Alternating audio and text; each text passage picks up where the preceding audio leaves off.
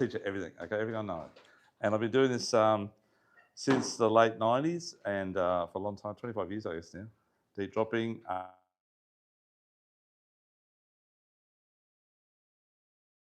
And I've been doing it ever since. So, and I've learned a lot. In those days, we used to always marlin fish out here, and we saw a lot of stuff on the bottom when we did look at the bottom. No one ever fished it. A couple of guys fished it with deck winches back in the day. But since then, technology's progressed and it's a lot easier to fish now. Sounders have got better. My sound never used to reach the bottom until probably 2010, I think. Before that, we just used sonar lines.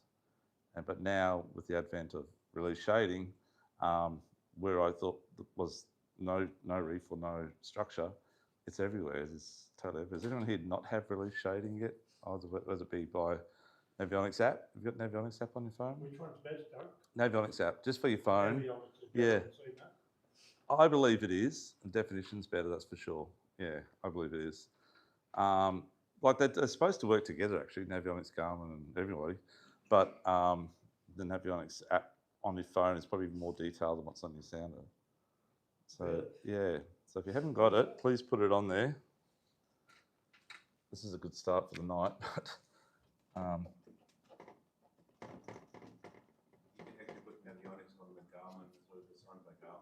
it is owned by Garmin now. Yeah, I think they merged, didn't they, Chris, recently? It's really good, actually. I've put it on my son, and it's that really high definition. Super high definition. Just as good, if not better than your phone now. Is that right? Yeah. Oh, well, there you go. So years ago, there was contours, which we call contours, and then they changed it to sonar contours, I think it was called. And so what was just a few lines off here become lots of little squiggly lines. And we go, wow, look at this, no definition of the bottom, just the lines. And we used to just drift those contour lines. And then that's back in the day. And a couple of boats had sounds that could reach the bottom, and you could sort of obviously see from that. And then they brought out release shading about 2 or 3 years ago. And what that does is like shows you like an actual photo of the bottom, but it's not actually a photo, but it's done by satellites. But it's very, very accurate. It's spot on accurate. So if you see a little dark patch and you're out in 320 metres and you go and have a look, it actually drops down like 30 metres or 20 metres. That could be a hole. But previously on the sonar map, it would just be nothing. It'd just be, you wouldn't see anything, no lines, no anything. So, and they're everywhere. They're everywhere, like potholes on the bottom out there. So the fish, every time we go to one, we try a new spot. Most times you get fish straight up, untouched.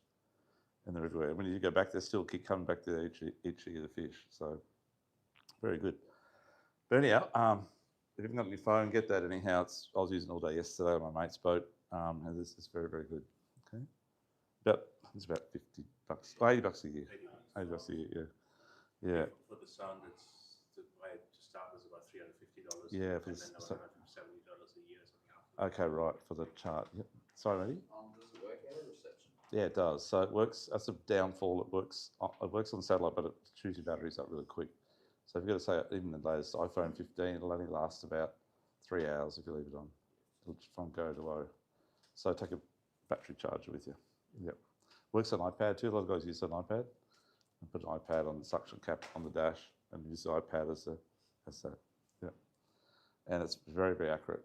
You have track lines on it. You can take photos of someone holding fish up, and it records everything and puts a mark on the screen for you. So it's just got an icon on there that's your boat. Yeah. And it just you see your drift lines, exactly see everything. Yeah, it's incredible. Yeah. So anyhow, that's the first thing. But we'll start off on the gear. We'll go through the gear first. So Stewie's going to bring some rods up a bit later. He's spooling them up still. But I'm going to run through all the basics that you need.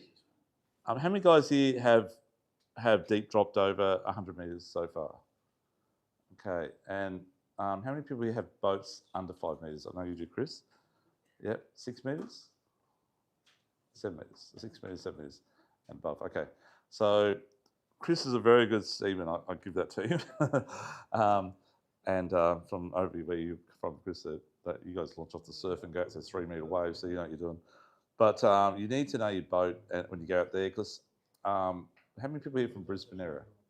From Brisbane, yeah. Okay, so you guys, obviously, I know who fishes the northern end of Moreton? You guys do? Okay, so you guys do, yep. So from sort of off Bar down to Bribey, some quite good grounds. I'll start at the top end first. And you've got stuff from like Big Pearlies on the containers and stuff like that off Morton and off Southern, probably Bribey, I'd say. And then you've got a lot of ravines and stuff out a bit deeper. So most of the containers in about 120 to 160 metres. And I don't know how they roll around east and west. Sounds a bit stupid, but they do. I don't know how that works. Maybe they floated for a bit before they landed. Then you've got a lot of ravines in that sort of 220 to 280 metre, 300 metre mark. And then you've got obviously the deep drop area, which is out further where you got drops down into the deep abyss. And then if you're fishing the southern and down South Passageway, it's the same scenario. You've actually got more down that way than you have at the top end of Morton. So from sort of just maybe 10k or 5k up Morton Island from the South Passage, down to 10k south of Point Lookout. Is that 20k stretch? Is like the honey hole of the Gold Coast, or of the Brisbane and Gold Coast. So if you're fishing out that area, that's the way to go. I know it's a bit of a run for you guys to go out from, say, Manly out. It's probably, 60, 70k run. But it's the same for us on the Gold Coast to go up to where the best fishing is, which is your southern I'm talking about. It's a 70k run for us too, or 60k run. But it sounds like a lot, but when you talk to guys that, say, fish out of Airlie Beach and all that area, even Gladstone 60k run out to the reef, they're running 100k, 120k to go out fishing. So it's not really that far. It just seems a long way. Then the problem is you're in open ocean. That's the problem. They don't have any protection, except to get to Moreton Bay. So make sure you know your fuel. Make sure your boat's seaworthy. Make sure you know everything about your boat, what it can do if it comes up rough. And problems time of the year, go out in the dark. You want to get there early, but you got whales to contend with, and you got big swells sometimes on the bar. So just got to be really careful. Okay? Probably wear a life jacket in the night is what I'd say if you're in the dark. Anyhow, and then down our area of town down here, and there's a lot of you from here. I still go up north, or I go down south. Out the front here, we have 3 big rocks. I dare say I believe they're meteorites. I don't know what they were. It's not. There's no formation around except sand, and they're just boulders sitting on the ground, with unearthed around them on the pictures that you see, and they're about a k by half a k wide, so they're fairly big. Okay, and there's 3 of them, and they're really, really good. They're actually at Jim's. So there's Jim's Mountain Riviera grounds, which are about 400 metres, 500 metres, and then there's what we call Little Riviera, which is just near it. It's about probably half a k by half a k size. And then we've got a mountain out called Mixed Mountain, but that's actually a formation on the bottom. It's a mountain. That comes up from 1,100 up to 800 metres. But I've tried fishing it twice, but haven't caught anything there yet. It's quite deep. It's quite awkward to fish. It's just a bit too deep. But my happy day area fishing is generally around about, I love chasing pearlies in 130 metres, 120 metres. And then I love chasing flamies, and that in about 280 metres. Yeah. So 28. Flamies 260 to 320 is a really good area, and then but I caught them out to 405 now, 405 metres. Yeah, so we'll go through all that tonight as well. And then you got Tweed. Anyone from Tweed Heads area? You from Tweed, mate? Yeah. So Tweed Heads, you guys are lucky then you're that way because you've got the closest. So if you guys to go out to the canyons, there's only about, I think, 34 k's or 35k, roughly speaking. So it's like going to the 50s here. They're out in the abyss. So, and there's good grounds inside that 200 metre line where you guys are down there, mate. The 220 metres. There's a good area there too for everything. So anyhow, we'll go through that as well. So first thing I'll tell you about, I can't tell you about the rods and reels till Stu brings them up, but I will tell you about all the gear you need to go with the rods and reels. So I'll start at the rigs, and then we're going to tell you about how to do it. So we use about 3 different types of rigs. We use a very small one, which we use for flamies, pearl perch, the same rig, and small bar caught up to about 20 or 30 kilos. Okay, and that rig you've got in your bag, which is this one here. We've been selling for about 6 years now. We sell, I don't know, we sell 200 or 300 a year of these things. They're UVs, so you can see that light. You see the line lit up there in that UV light. So that line is very. I'm not saying like it's an invitation to fish to come bite it, but they like it more than they do normal lines. So if you put down normal line, put down the UV line, UV line gets more bites for some reason. We use little skirts. These little skirts glow blue. They look like they're white, but they glow blue. And obviously there's a bling that goes with it's really good too. The main line, this is 130 pounds, so it's a branch. So 130 pounds sort of, or 120 pounds in minimum you want to use, right? In any of your deep drop scenario. And 130 is, and this stuff is very thin for its size, and it's also very, very pliable. So UV line's super soft. It's not tangly and twisty. Normally 120 is quite chunky. This is 120 here. This is probably about as good of 120 as we can get without being too twisty. So it's like that sort of thing, right? And in this sort of stuff here, this is 150. I'm going to pull it out, sorry. Should have done that earlier.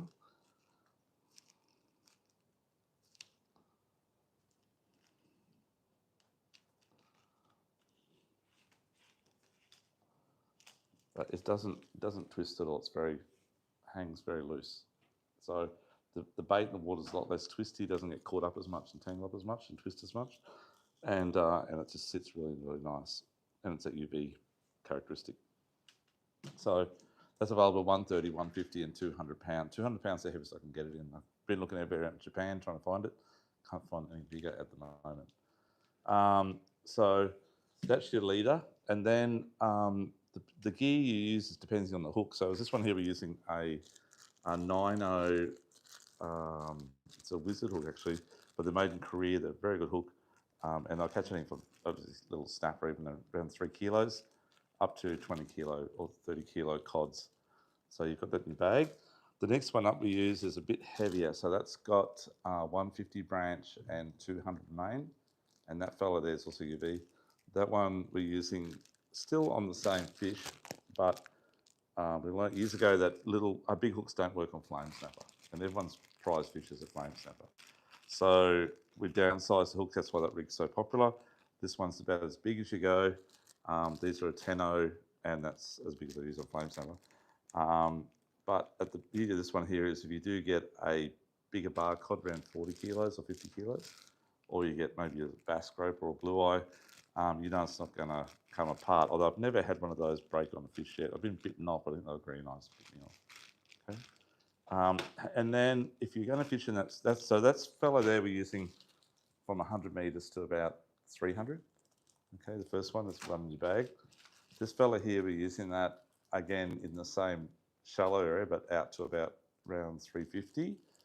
Okay, and then this guy here, we've been chasing just blue eye and bass groper and getting the odd bar cod. The average size fish is still only around about probably 20 to 40 kilos, but there's a chance you're going to get a 70 kilo bass groper or 80 kilo bass groper.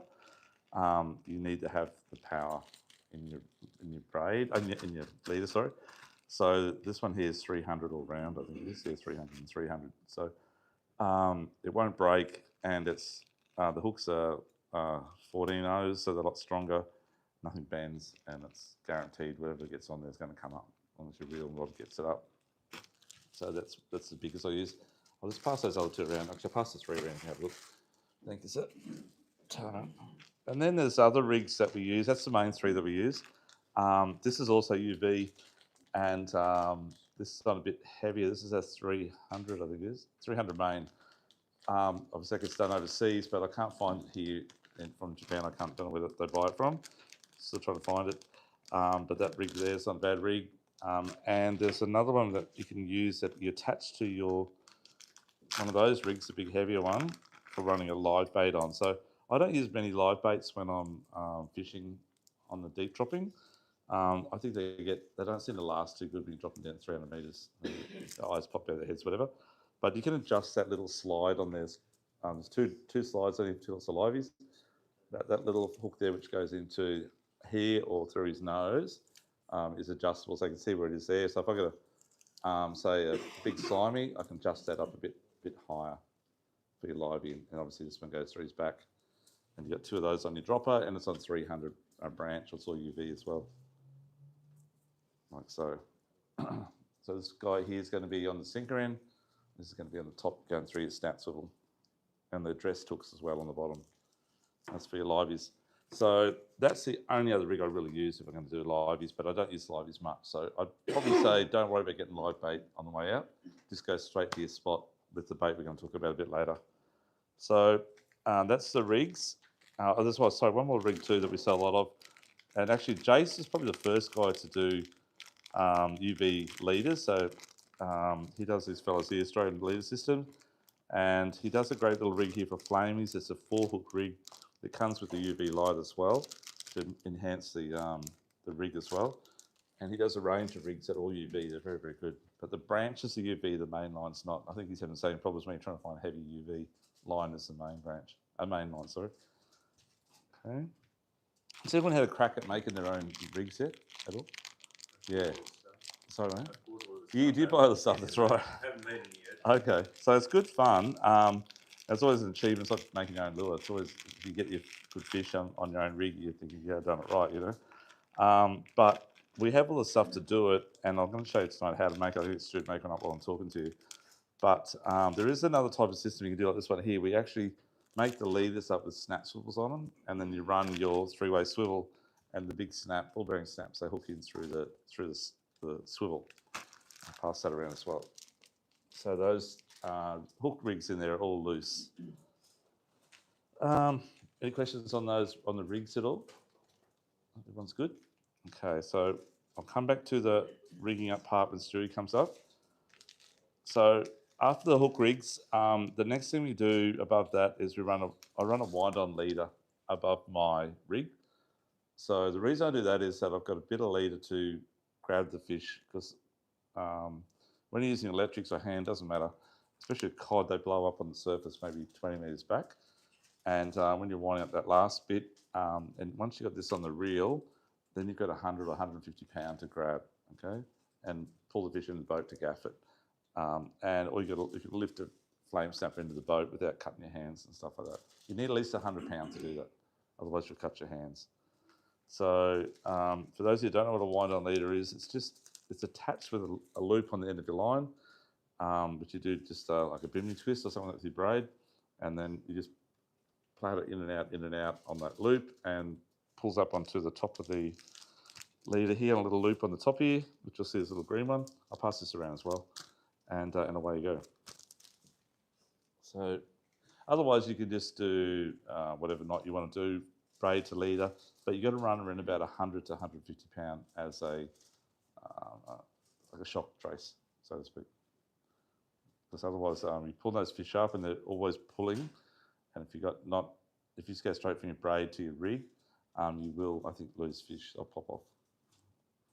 You've got big mouths and they spin on the way up and pull on the way up. Okay, any questions on that at all? All good? Okay. So all the bits and pieces, I'll tell you a bit about the bits and pieces now, and then we'll put it together when Stu comes here. But when you're making your own rigs up, if you don't want to use UV line, as I said, make sure you've got, the ratio is sort of around 130 or 120 for in close, out to say 250 metres. And then over that to say 400 metres, you're going to use around about 200. Branch and main, and then once you get over sort of 350, 400 metres, you need to go to 300, okay? That's the sort of golden rule. And then hook size, look, unfortunately hooks are different brands at different sizes, so you'll see that leader system coming around, that's actually like I think it's a 9.0 or 10.0, that one in the clear packet, wherever it is. Yeah, wherever it is there somewhere. That one, no, you see the hooks are very small anyhow, and but the hooks on that black hook on the middle size one, yeah, that one there, what size are they, my friend? They're pretty small. It says 10.0, doesn't it? Yeah, and that hook that you got in your hand there, I think is a 12, is it? That's a 13, but it's like about 10 times bigger, right? So if you had a 10 in that, it's about 3 times bigger than the one on the leader system. So different brands, same size number, but totally different hooks. So just go by size. Go by size. Lots of different hooks to what you, on the last time I came to one of your... Yeah, that's right. A little bit different, yeah. That's right. The Shintos are on the, oh no, the Shinto Lumo ones we had last time. We can't get Yeah. those. They can't get those anymore. No, they're not at the moment. No, they do Lumos in little sizes now, but not the bigger sizes. So it's a bit of a pain. Yeah, we've got to get them to do that. But the volume's pretty massive, unfortunately. Anyhow, but they're also, those ones we're using now are really good too. Ones in your bag, they're really good, which are the Korean hooks. Yeah, Shintos are good. They're good. So then the next thing you need to get lead, you got your hooks, and then we go to all the bits that hang off it. So above your hook, I put a bead, which is you've got in the bag as well. So just a small Lumo bead of some type. And then I run a skirt. So in the skirts, when you're fishing for the pearlies, keep your skirt fairly fine and fairly small. They seem to really like it. So do the flamies as well, by the way. They don't like too chunky. The chunkiest I'd use would be about that size there. Okay. So, and then skirts, people say, I want Lumo green, is that one there. But if you put these two together, let's charge them up here for a sec on the blue light, and we'll turn the light off for a sec. It's like, do you mind just to switch there for a sec? Do you mind? If you hit that switch there for a sec. Is that not working? Oh, okay.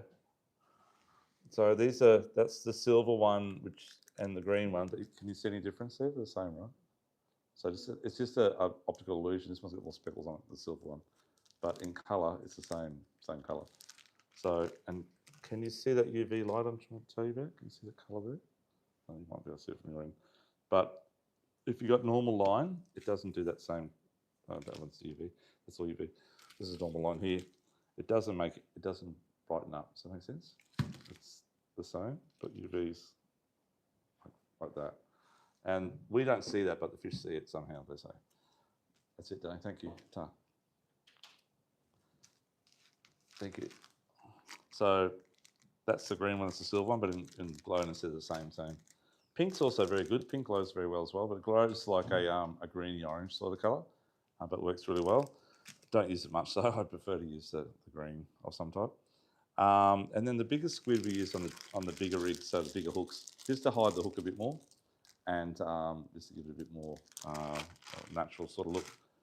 And then, so we've got the hook, the bead, and the next thing we use is the tube. So I get through the big one up soon. That's the tube. Okay, that goes above your hook. So you make all your branches up first, right? And make up branches about so long, and you might make up 10 branches or 15 branches, and they've got all that stuff on there. Then the next thing we do, and Graham down the back should be talking about this because he does all our rigs here, don't you, Graham? I think he passed his second 1,000 rig.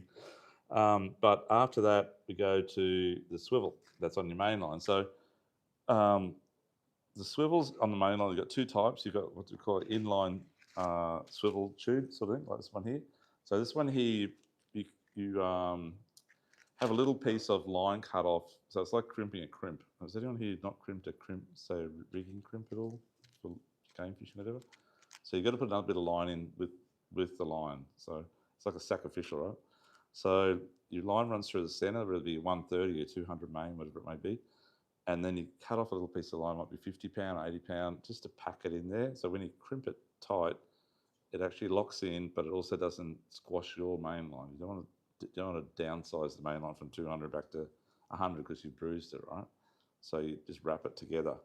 And what you do with this is you're actually going to have put out 20 metres of line and crimp them all 1.2 metres apart or a metre apart.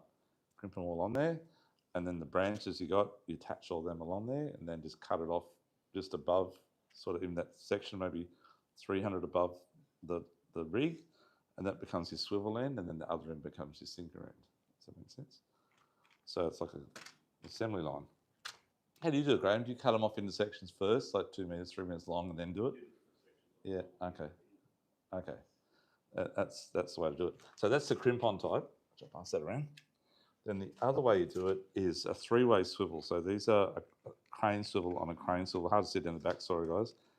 But they're very, very strong. The difference with this one is instead of crimping just like that, you actually got to crimp each leader onto each side of the swivel. Okay, but at the end of the day, you're still crimping twice and crimping the third time, same as you do the other one. But you've got to put crimps on everything rather than just one at the end. Onto your little dropper. So they all come in different sizes as well. Depends on the size of the leader that you're using. So those fellows, they're the pipe tube ones. They come from like ones that'll suit say 120, 130 pound up to sort of 300 or 400 pounds. Any difference in them, like in use or? Oh, no, not really. Look, some of the ones you buy that are pre-made with that tube type one are not. If they're done overseas, they're not really done the best. And if you get too big fish on, you pull it up and the fish just slap each other in the head because it slid down the line. And easily fixed over it. Well, not really. You got to cut it and redo it again. But at the end of the day, the swivel on the swivel seems to be more popular. What do you prefer to rig up with, Graham? Well, the other ones are easier. Yeah, that one's easier because you put it in line and just cut it. I think you're right. Yeah. So they're similar. When yeah, yeah. But when you're catching like flamies and stuff like that, strength's not really that much of importance. They're only big ones, maybe 14 kilos, so it's not too bad. When you do the swivel on the swivel, the top swivel goes to the top of the line. Does that make sense? So don't have it hanging off the bottom and out. If that makes sense. So it's only on one loop. So bring it to the top. That's how we do it anyhow. Seems to work all right. You can use this tube too. So the tube goes above that branch on your branch. Sorry. The more lumo, the better. How's that sound? So any questions on that at all? Let's go back to these cranks. Yes. Say that again with which way up is. So the swivel. See how there's like one that's like that, and it's got a bigger end on it. On the main line swivel, not the branch swivel. Yep. And the branch swivel is hanging off the top of the bigger one. Does that make sense? Yep. Yep. So that goes to the top. So don't ever put it upside down where it's on the bottom, and the bigger one's on the bottom. Turn it the other way. The other thing you can do too these days is you can buy things called dressed hooks, which are really cool. A little bit more bling again. And this is not to attract the fishermen. This is actually, it does like it's better than having nothing, right? Sorry, glasses on. If I stab myself. So you use these instead of just a plain hook. That way you don't really need the swivel, the squid skirt as much. So you buy the hook like that, the circle hooks, and you just put those on each of your dropper. Maybe put a lumo bead or a piece of tube above it, but you don't need the skirts. So they come in a pack like that, and they're fully UV, if you can see that. I don't know if you can see that or not. They're very UV. I'll just leave one out like that. I'll pass that around. Like a pack like that's to you guys about $7 or $8 for 2 hooks. So what I'm getting at is if you learn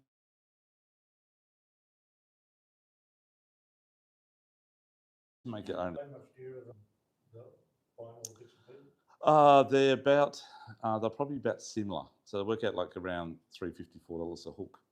And to do the other way, the hooks are about, with the discount, about 80 cents each for the, say, just the black ones that you got in the little box there in your bag. And then, but if you go to that sort of hook, they're about probably $2 each. And then by the time you add your tube and your bead and skirt, it's another $1.50. So it's probably about the same, about $4. Yeah. But you can, and the leader, 20 meters is about $15. So it's about 80 cents a meter. So you run normally about 2 meters from top to bottom, and then you got sort of 300 branches. So that's say 3 meters. So you get 6 rigs out of a hank.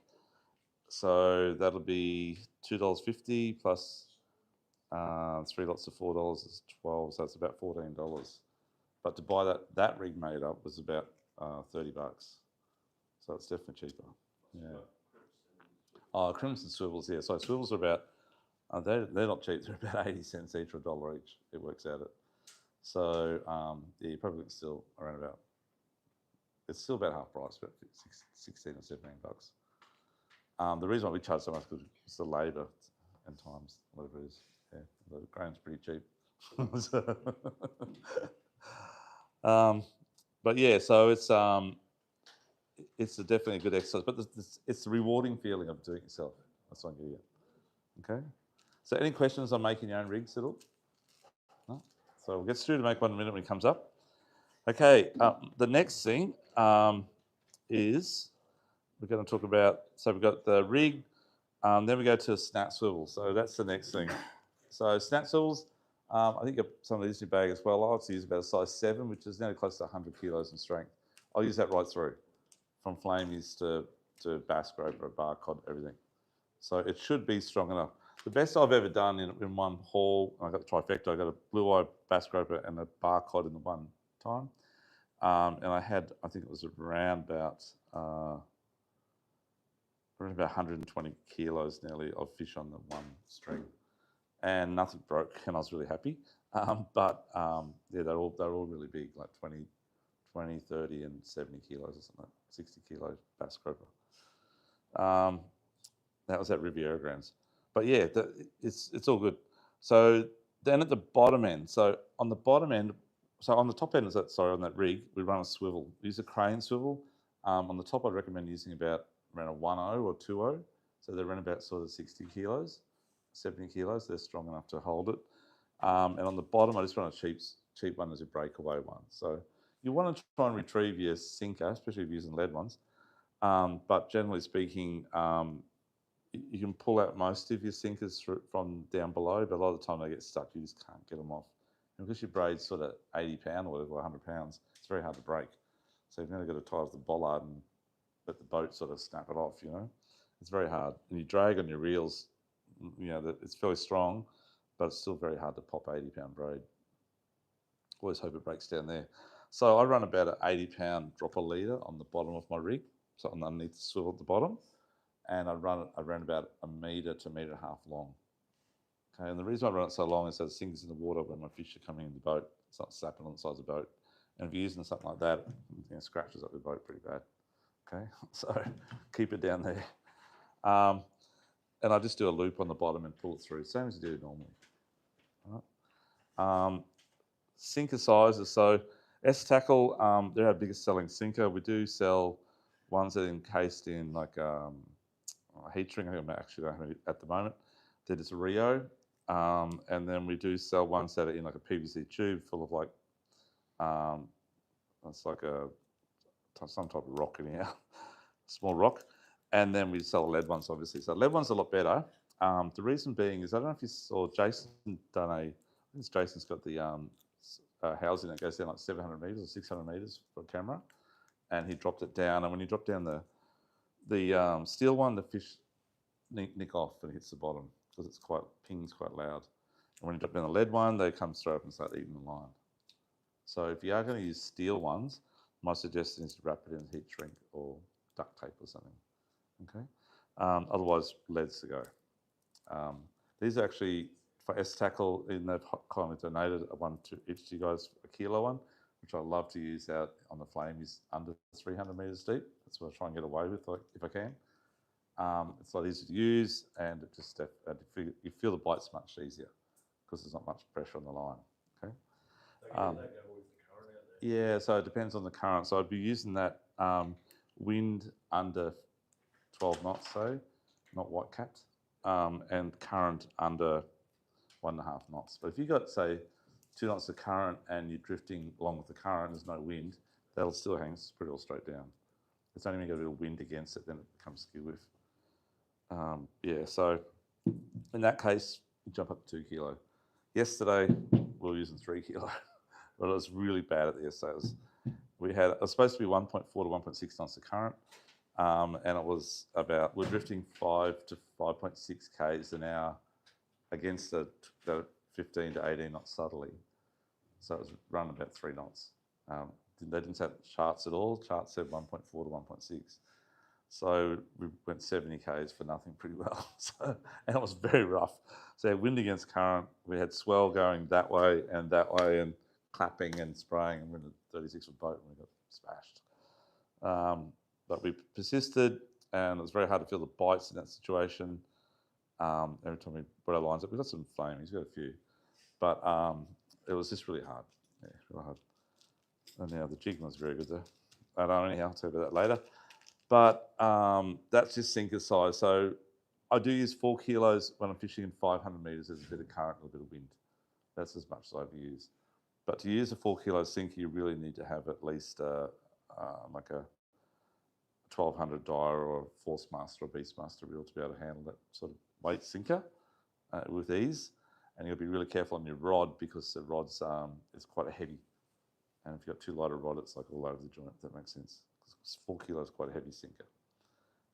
So my suggestion is try and use 1 or 2 kilo. The thing to remember is though that you're not manually pulling it up. It's just if you got unless you is anyone here doing it by manual? I should ask that question first before I start skiting off.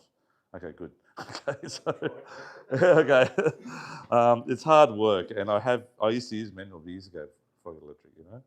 And if I only had one electric for a long time, so I used to use a 50 wide or 30 wide Pentash or a Tiagra, spooled up with 1,000 meters of 80-pound braid or 600 meters of braid. That was my second reel forever, and I'd have deck winches, elbow deck winches, but they're too hard. They take too long. You can't get those anymore. It doesn't matter. Yeah, we used to use by hand up to about a kilo. Like we used to put 3 16-ounce snapper leads on, which is as heavy as I've used by hand, which is about 1.5 kilos, I guess, the 1.2 kilo, and that felt like really bad, and it was really hard work. And we used to swap the rods around, taking turns, one rod with 2 or 3 guys, 150 meters, then swap it over. So these days, electric, as I said, the electric doesn't really know what it's got on the end of it. So if you want to use 2 kilos, throw 2 kilo on. You know? As long as your rod can take the bigger ones. 3 kilo you can use on most rods. It's borderlining, but 4 kilos next level. And I have put on in 6 sometimes. Yeah. You'll watch those ones, especially drop it in the water. So that's the sinker size. You got, your breakaway, you got your snap. So we've got the whole rig now ready to roll, right? So I'll go now to tell you a bit about the rods and reels before Stu brings them up. But my suggestion would be, if you're going to fish, who doesn't want to fish over 150 meters? Who wants to just fish pearlies and stuff like that? Oh, sorry, not fish over 150 meters. Sorry, mate. Not over 150. So yeah, so pearlies are. I'll start with pearlies actually first. We'll do that first. Any questions on the rig at all, guys? No questions? Everyone's good. How many weight-wise? Do you ever lose many? Yeah, we do sometimes. Look, in the boat, because you've gone all that way, right, and spent a lot of money on fuel in your boat. So my suggestion is to have, sort of 2 and 1 kilo, probably 4 of each in the boat. If you're going to run 2 rods, if you're going to run 1, probably 3 of each, and maybe just a couple of those. One, maybe even 1 is enough. You can always throw 2 of those on together if you have to. You probably don't even need 3 kilos actually, but that's up to you guys. But okay, so we're fishing out at 130 meters here. So let's say, for example, so species we're going to catch. Has anyone fished beyond 50 fathoms? Not fished beyond 50 fathoms yet. Sorry, anyone here not fished beyond 50? Okay, so it's 40 k's out to 50 fathoms, right, on most of the coastline here, a bit further up in Brisbane way. Then once you get to 50 fathoms, the bottom's like that sort of angle. Then once you get to 50 fathoms, or say 95 metres, you've got to go 95 metres because 50 fathoms starts at around 85 metres. But most of the bottom out here is like that, and 80 metres actually goes like that forever. Like it's 20 or 15 k's of 80 metres. So it's sort of like goes down, hits the 36s, and then it goes like that for a long way. Nearly the same distance as going out to 36s before it comes up a little bit again. And then when it gets up to about 90 metres, it starts to go in that angle. Okay, and that's like that out to around about probably around 400 metres. Once you get to 400 or 500 metres, then the next level's like that. It just sort of goes really quick. Okay, so what I'm getting at is from there to there, which is 0 to say 95 metres, is around about 40 k's. From 95 metres out to about say 400 metres is only about 20 k's or 15 k's. It's not much further out. So when you're out there and you think, I'm going to go all that distance again to get to 200 metres, that's not the truth. To get 200 metres, you're only going to go that distance further, sort of thing. It's a lot quicker. So as long as you know what it's like at the 50 fathom reef, which in weather, which is still pretty ugly at times, that's from there, you're never going to be more than about 20 k's past it, or maybe 25 k's max past the 50. So if you're out on the canyons or you're out on ribs or jimmies or any of those, they're only about 18 k's past the 50 fathom reef. So it's closer than going, say, from here to 36s. Does that make sense? Okay. So that's the first thing you need to learn. But we're going to fish in close. So, and you guys obviously want to chase big pearlies. That's what I love to do as well. So when you fish over, once you get to that 90 metre mark, it starts to go to that. On that edge, you need to find a wire weed. So we're not talking structure so much, we're talking wire weed to catch nannies, smaller bar cod, and obviously big pearl perch. You still get snapper and everything else there as well. So imagine this is 0 to say 130 metres, and that's sort of your depth set between 120 and say 90 metres, or 80 metres. Oh, it's probably 90 metres, 80 metres. So that's sort of the last part of the 30s of the 50 fathoms, and then it starts to taper down quite fast. What we're looking for is that little pimple on that drop off, which is always within about 3 k's of the 50 fathom reef.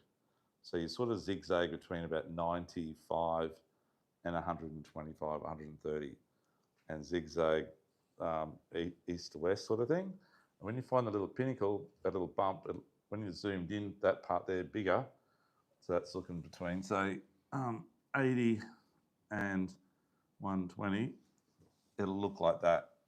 Just that's now 80, that's now 120. And that little pinnacle there, that little bump, there's a bit of wire weed on a bit of gravel, now looks like that. And you may see the odd speckle of fish around it. Very hard to see it there. Okay, so what you do then is you then go, you mark that, that's the first thing you do, and then you then go north-south along it. Because most of the reef runs north-south, and it'll now look flat. So we're in about 118 metres here, and the bottom will now look like this, because you're going along it north-south, and it'll look like this here. That's now the 130 part. But what you will see is the wire weed, that little bit before, will now just be like a line just above it, just all the way across there. But on this side, it'll be quite substantial. Might be a bit of a gap, but it'll look like that on the zoomed in side. And normally with pearlies, I find, is you might see, as I said before, a few speckles above it. So there might be a little bit there, a little bit there, a little bit of a dip. And here, you'll see more of it, sort of thing like that. You won't see much. There may be stuff in amongst here too. You won't see much of what's in the wire weed. And that wire weed can be anything from about 1 metre to about 3 metres thick. That's quite long, or can be quite short, depends where you are. If you pull a piece up, you know what I mean. And they live in there, they live in amongst it. And once you do your first drift through and wake them up, and you might get a couple of fish, the second drift, they'll all be out, they'll come out. And all of a sudden you'll see a lot more fish like this sort of thing. They'll be more active. And this will be a little bit more above it. Does that make sense? And that's what you need to find.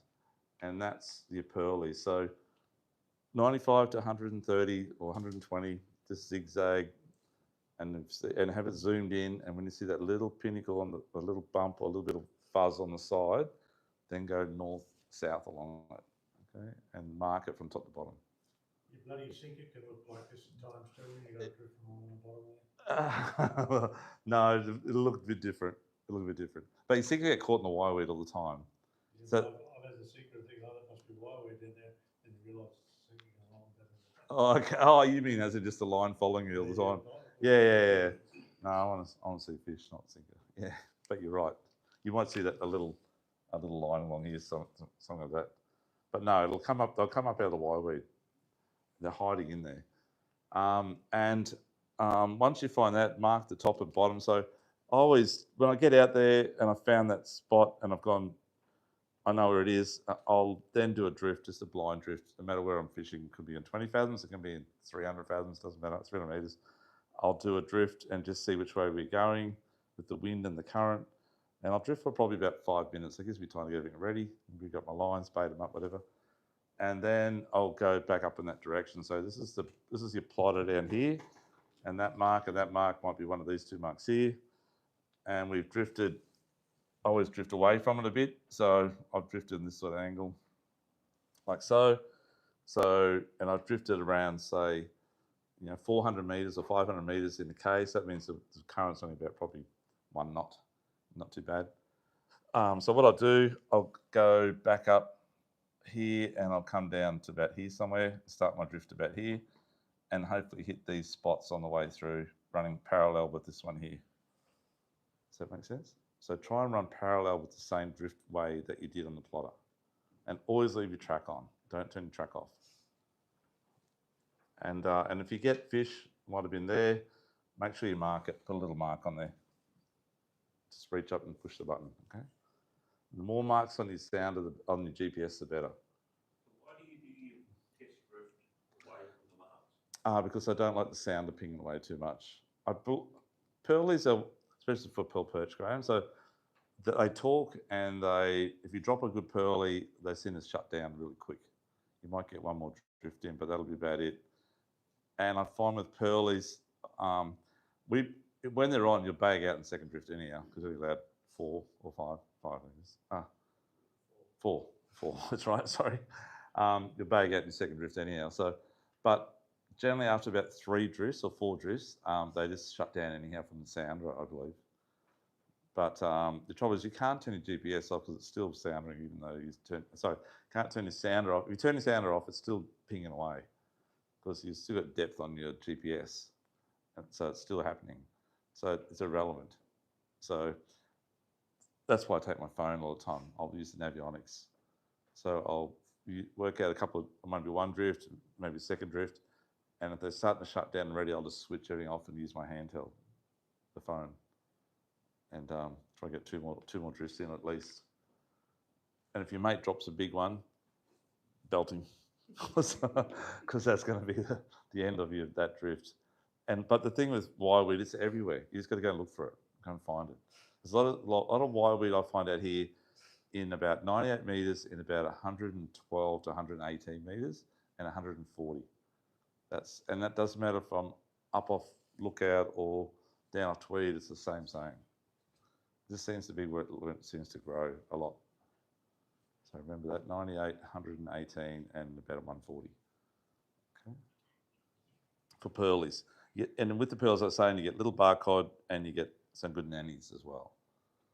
Yeah. So some of the best grounds, I'll go through the GPS marks a bit later. These are all out of my GPS, these ones. If you're from Brisbane, you've got to come sort of halfway down North Stratty. It's a really good area. And from here, it's halfway up North Stratty. That's in about 118 metres. It's a really good area. And it's quite long. You can drift for 2 Ks and catch them. There's a couple of times in between, you might go across sand, and then you're back in the wireweed again. I mean, in the wireweed, either you pull it up or you think you're snagged and just sort of releases through it, okay? But when pearlies are on the bite, they love slack lines, so you've got to back up all the time as in mill fishing. But when they're on the bite, the more slack line you can give them, the better they are. They'll just commit suicide and jump on. So I like to drop my line, then I back it up a little bit so it's actually gone nearly halfway down the boat sort of length. Does that make sense? And then I'll leave it loose, and then I'll just take up the slack, and they're already on there. They're just shaking like crazy, and they're on there. Yeah, and they're good size. Pearlies release really well too. So if you know the spot, and there are good spots, and you know you're going to get good ones that might be 50 plus centimetres, we always throw back 45s or 48s, which are quite good sized pearl perch. But we know we're going to get 50 to 60 ones, and you're only allowed 4, so you want to make sure they're decent. Yeah. And they do survive really good. Pearlies are one of those fish that are very resilient, and when you get them near the top, they have a really uncanny roll they do. They flap on the top and roll, and they flip off your line. So if you reach to get the net or something, you got a big one on, they always fall off. So you just don't get the net, you just lift it in the boat, unless it's just hanging by the tiny bit of skin. Okay? Very soft mouth, that's right. You can't let them flick because they get a hole in their side of their mouth when you're bringing them up, and the hook just falls out of it. Even circle hooks just fall out. So just lift them in the boat, get them in the boat. They're not going to snap your line, lift them in. Okay. Unless your mate's got the net there ready to go.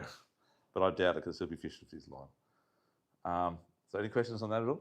On pearl perch? Okay. Bait-wise for pearlies, look, I like to use, on all my circle hooks, I like to use pillies no matter if I'm fishing in 100 metres or I'm fishing in 300. The pilchar's my burley, so to speak. So for pearlies, if I'm using circle hooks, I'm running the head section of the pilly, and I put the eye of the hook through the eye of the fish. Sorry, the hook through the eye of the fish, and I'll put a little bit of squid on the end just to tag it on there, to keep it on there. Okay. If I just put 2 bits of pilly on, they pull off pretty quick, pretty easy.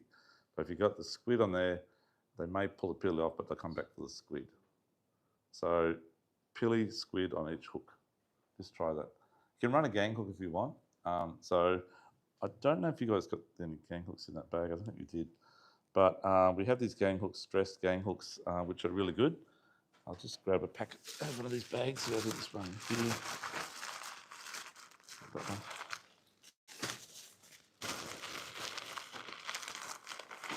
Sorry for a sec.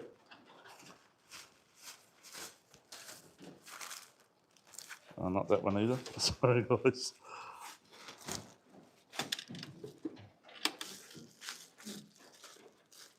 Misako, if you're watching, can you bring us up some the dress gang hooks? Thank you. So I should bring them up, Charles, anyhow.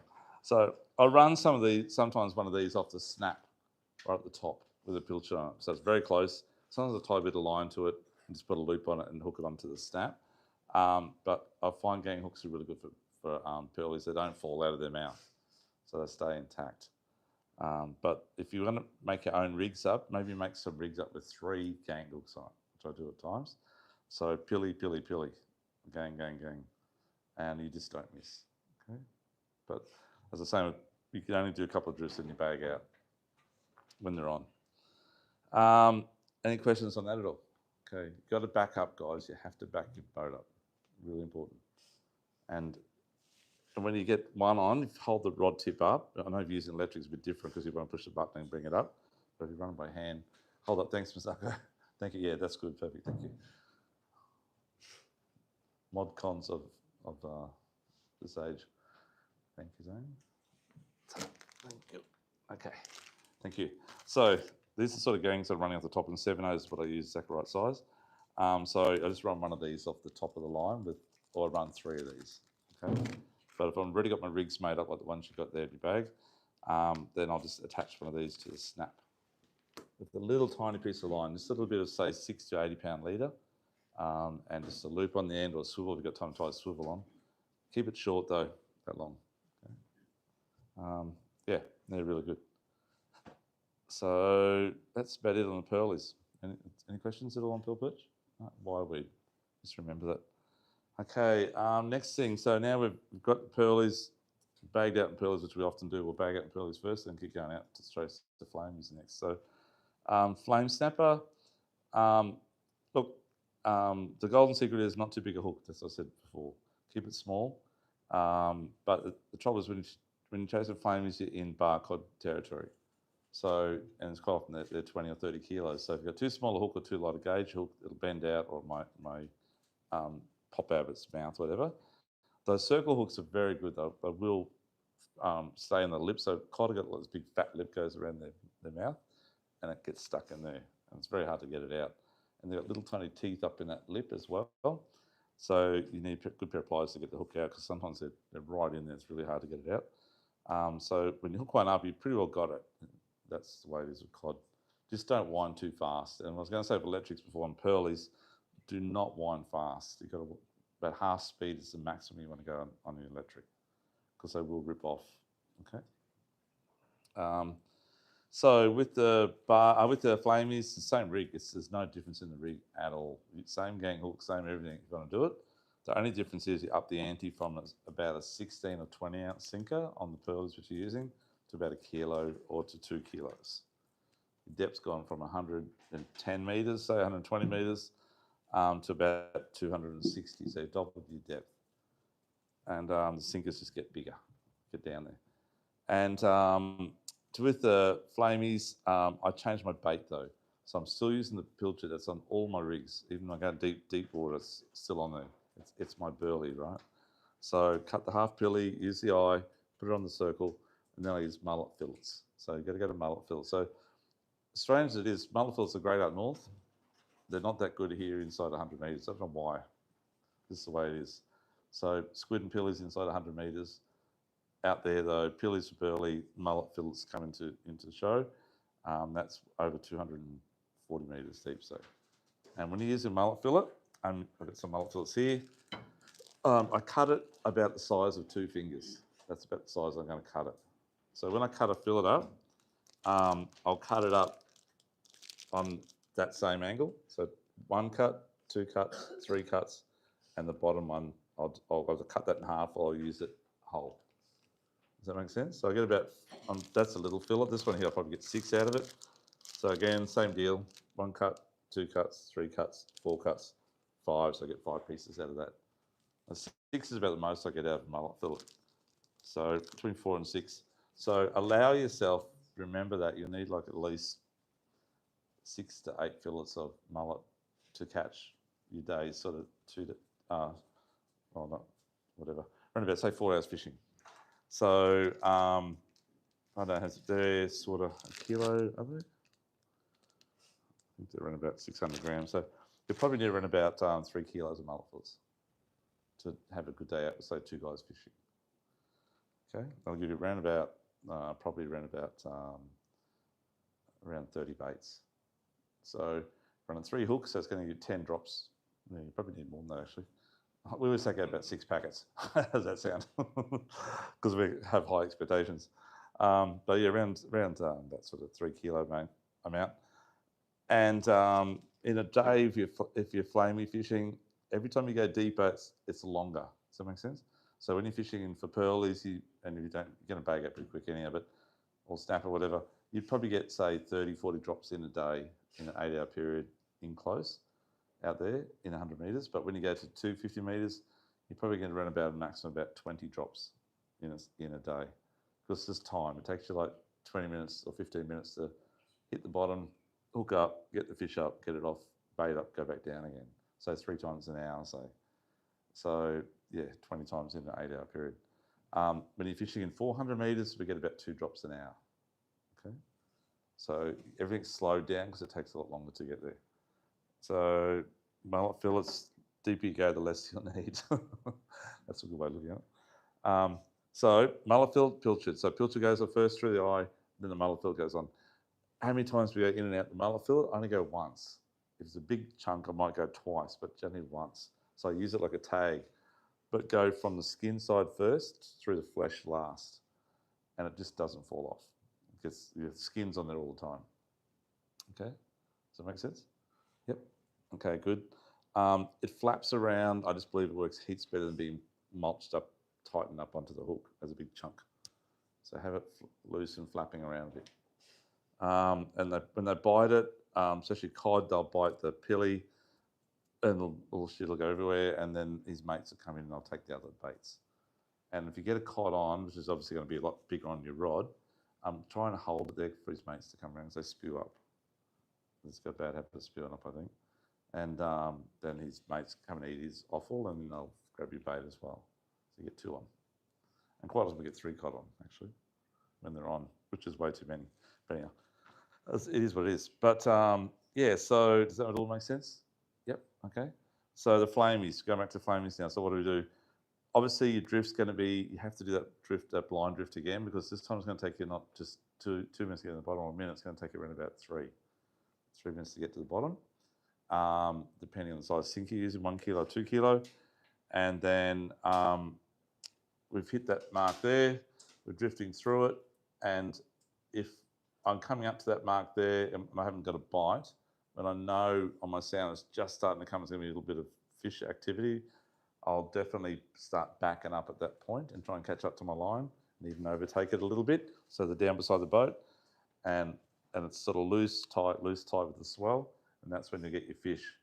And then same deal, I'm drifting down to the next mark, which is down here, and if I've missed a fish there, I've got one on, and that's only like 30 or 40 metres in front of me, and you're drifting quite fast, I'll leave it down there and try and get a second one at the next mark I've got on my screen. That's why I keep saying mark as many marks as you can, because you know exactly when you come up to the fish. It's so important. And they never move. Like they do move around the reef, but they're always on one of your marks if you sussed out the reef really well. Okay, they're never going to be out there or over there. And if you go looking for them, they won't be moving off the reef too much. They know their home, they know where it's safe, and they know which way to sit in the current and which way to feed at certain times of the day, and that's where they'll always be. They're pretty easy to read. Okay. How big are reef patches?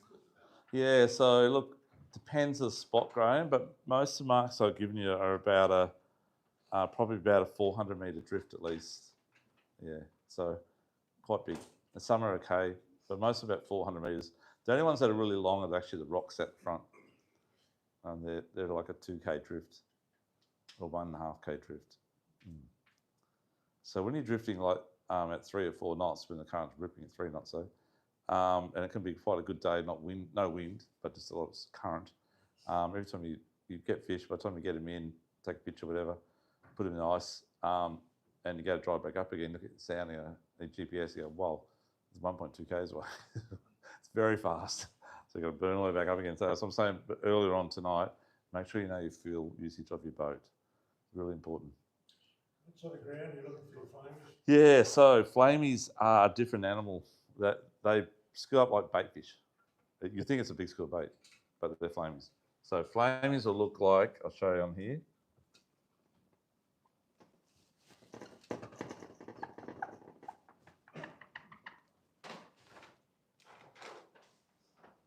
So just imagine this is the bottom here.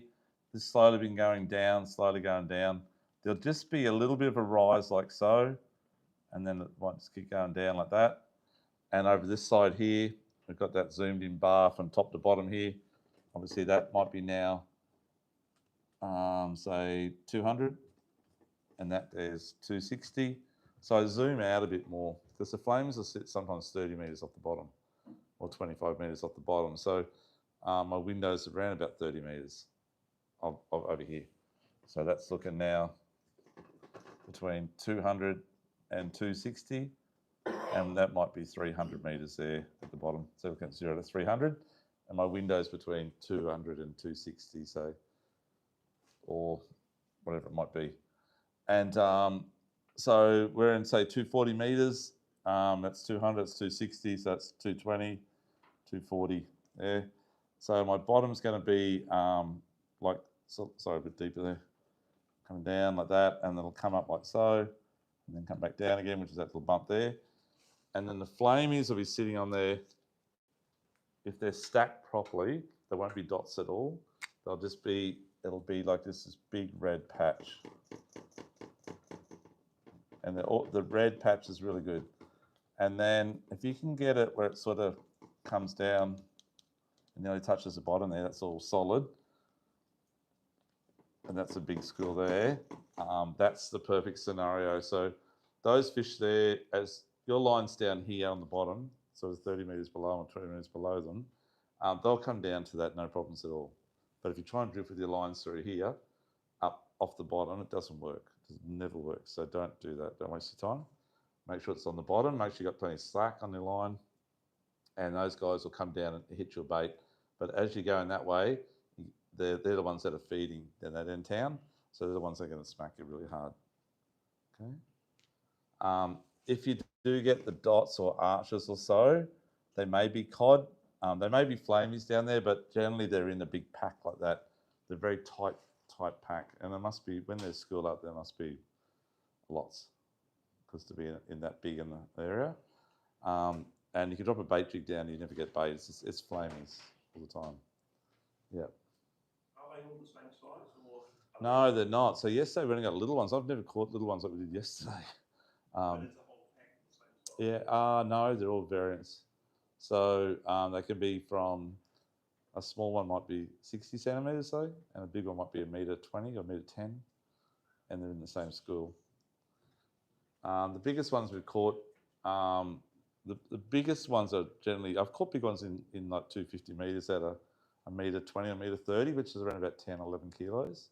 But the biggest ones we caught have been in about 350 metres. We didn't think they went that deep, but we've caught them now 420 metres, but 350, and they're about a metre 40 and around about 14 kilos. Yeah, around 30 pounds, and they're chunky. So look for that on your sounder. You look for that. I will show you some screenshots on my phone when I get downstairs a bit later. Is that all right? And you see exactly what I mean. If you find that, that's the perfect scenario. Again, you need to have it all marked out on here though. Have it all, and you know, so each time you go out, obviously the wind's not always blows the same way, unfortunately. So one day your drift might be northwest to southeast.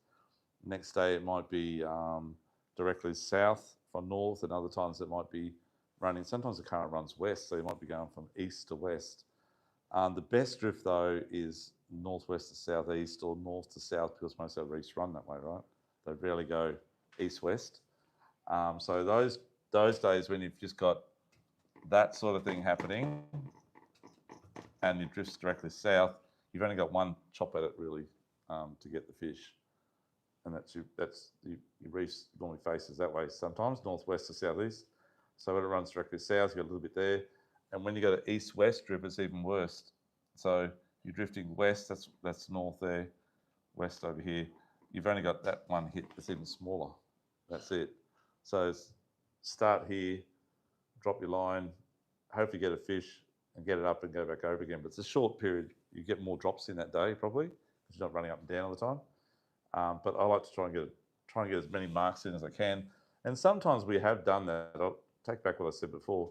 Sometimes we've got a good fish on that mark there, and we've drifted west, and we're mucking around, and I look at the sound, I go, holy geez, and it looks like that. And I'm going, well, there's another school, 300 metres from where we've ever been before, and we'll mark that, and then we'll go do a drift on that area then and catch fish again, Yeah, so always watch your screen and always mark it on your GPS.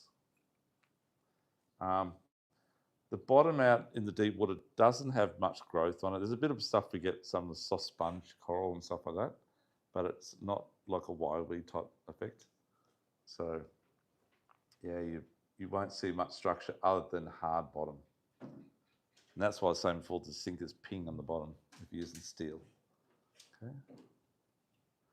Any questions about that at all? Yes. With the flamies, can you fish like just without the 1 kilowatt transducer? Depends on your sounder. So I find 1 kilowatt drops out at about, a 600 watt, your standard 600 watt sounder drops out at around about 180 metres, 200 metres maybe. It's just that little bit deeper you need it. In saying it though, for years we didn't catch flamies back before we started getting good sounders, actually, to be honest with you. We had to use a better sounder, but we just used contour lines, but that was for blue eye and bass gropers and stuff. So you need to be able to zoom in and look at it. So if you haven't got a 1 kilowatt sounder, my suggestion would be to use a probably 50 hertz and try and dial in on that if you can, and go as slow as you can and push the gain up as much as you can. You may have a lot of clutter on the screen, but you should be able to still see the hard bottom, maybe. Has anyone here not got a 1 kilowatt sounder? Okay. Does yours reach out there at all? Have you tried that? Oh, you've been out in the deep water. Yeah, no, at 180. 180 is where they drop out. It picked up the bottom at about 450, but it just picks it up and then drops it again. Yeah, that's right. Yeah. And how'd you go, mate? I haven't got one. Haven't got one yet. Yeah. So when you do get one, if you're going to be more bottom fishing than trolling, go the high-low frequency. Don't go the wide. The wide drops out. You lose a bit. You still get the bottom, but it won't be as good. But a high-low concentrates on the bottom. Yeah, directly. Yeah. So, Doug, what are you running these days? I'm running. So previous boat I put a big sim rate of 1 kilowatt, the brick out the back of the boat, sort of thing. And it's a high-low frequency. I think it was B270 or 265. High-low frequency, and it was, I could do, that's my old Haynes 680, I could do 23 knots in 450 metres and read it like the Broadwater. What, see fish at that speed? Sorry, mate? And see fish at that speed? Yeah. Really? Unbelievable. which normally is like 2 or 3 kilowatts to do that, you know, but 1 kilowatt on that was incredible. But I had a mount at the back. So once you put it through the hole, you drop it a little bit, unless you got it flush. What's what? Mine's on my boat, but I put a window with a wet box in. Wet box it, yeah. So you drop 2 kilowatt? Yeah. Although 2 kilowatt on the wet box should work like a 1 kilowatt over the back. Pretty well. Yeah, and how is it? Yeah, pretty good. Do you run yours? What do you run? Do you have set frequency, or you run on chirp? So I will, on that one I didn't need to, but on both I've been on, and I've tried to dial in. I've just put it on low frequency. Low frequency. Yeah, and once I get over about 250 meters, I like low frequency because it's a bit more. 50 hertz or something. Yeah, that's correct. It's more narrow, more power, and more better vision, and you don't get, like you're saying, Chris, where it pops out all the time. On 200 or whatever it might be, 186, it's too wide, and when the boat goes on an angle, it drops the frequency. You get the little line with nothing on it happening. So keep it narrow beam, and it concentrates, and even the boat's in a rough water, it still holds the bottom pretty good. But then if you use chirp, you can dial into a lower frequency again, or a little bit higher frequency to get it spot on, you know. But it's a lot of mucking around. Yeah, I find Furunos are really hard to dial in for me. Garmin and Seminer are pretty easy. Yeah, I find. But I don't know what sort of sounds you guys have got, but you need a 1 kilowatt. Simple as that. Yeah, at least. Yeah. I need 3. Maybe.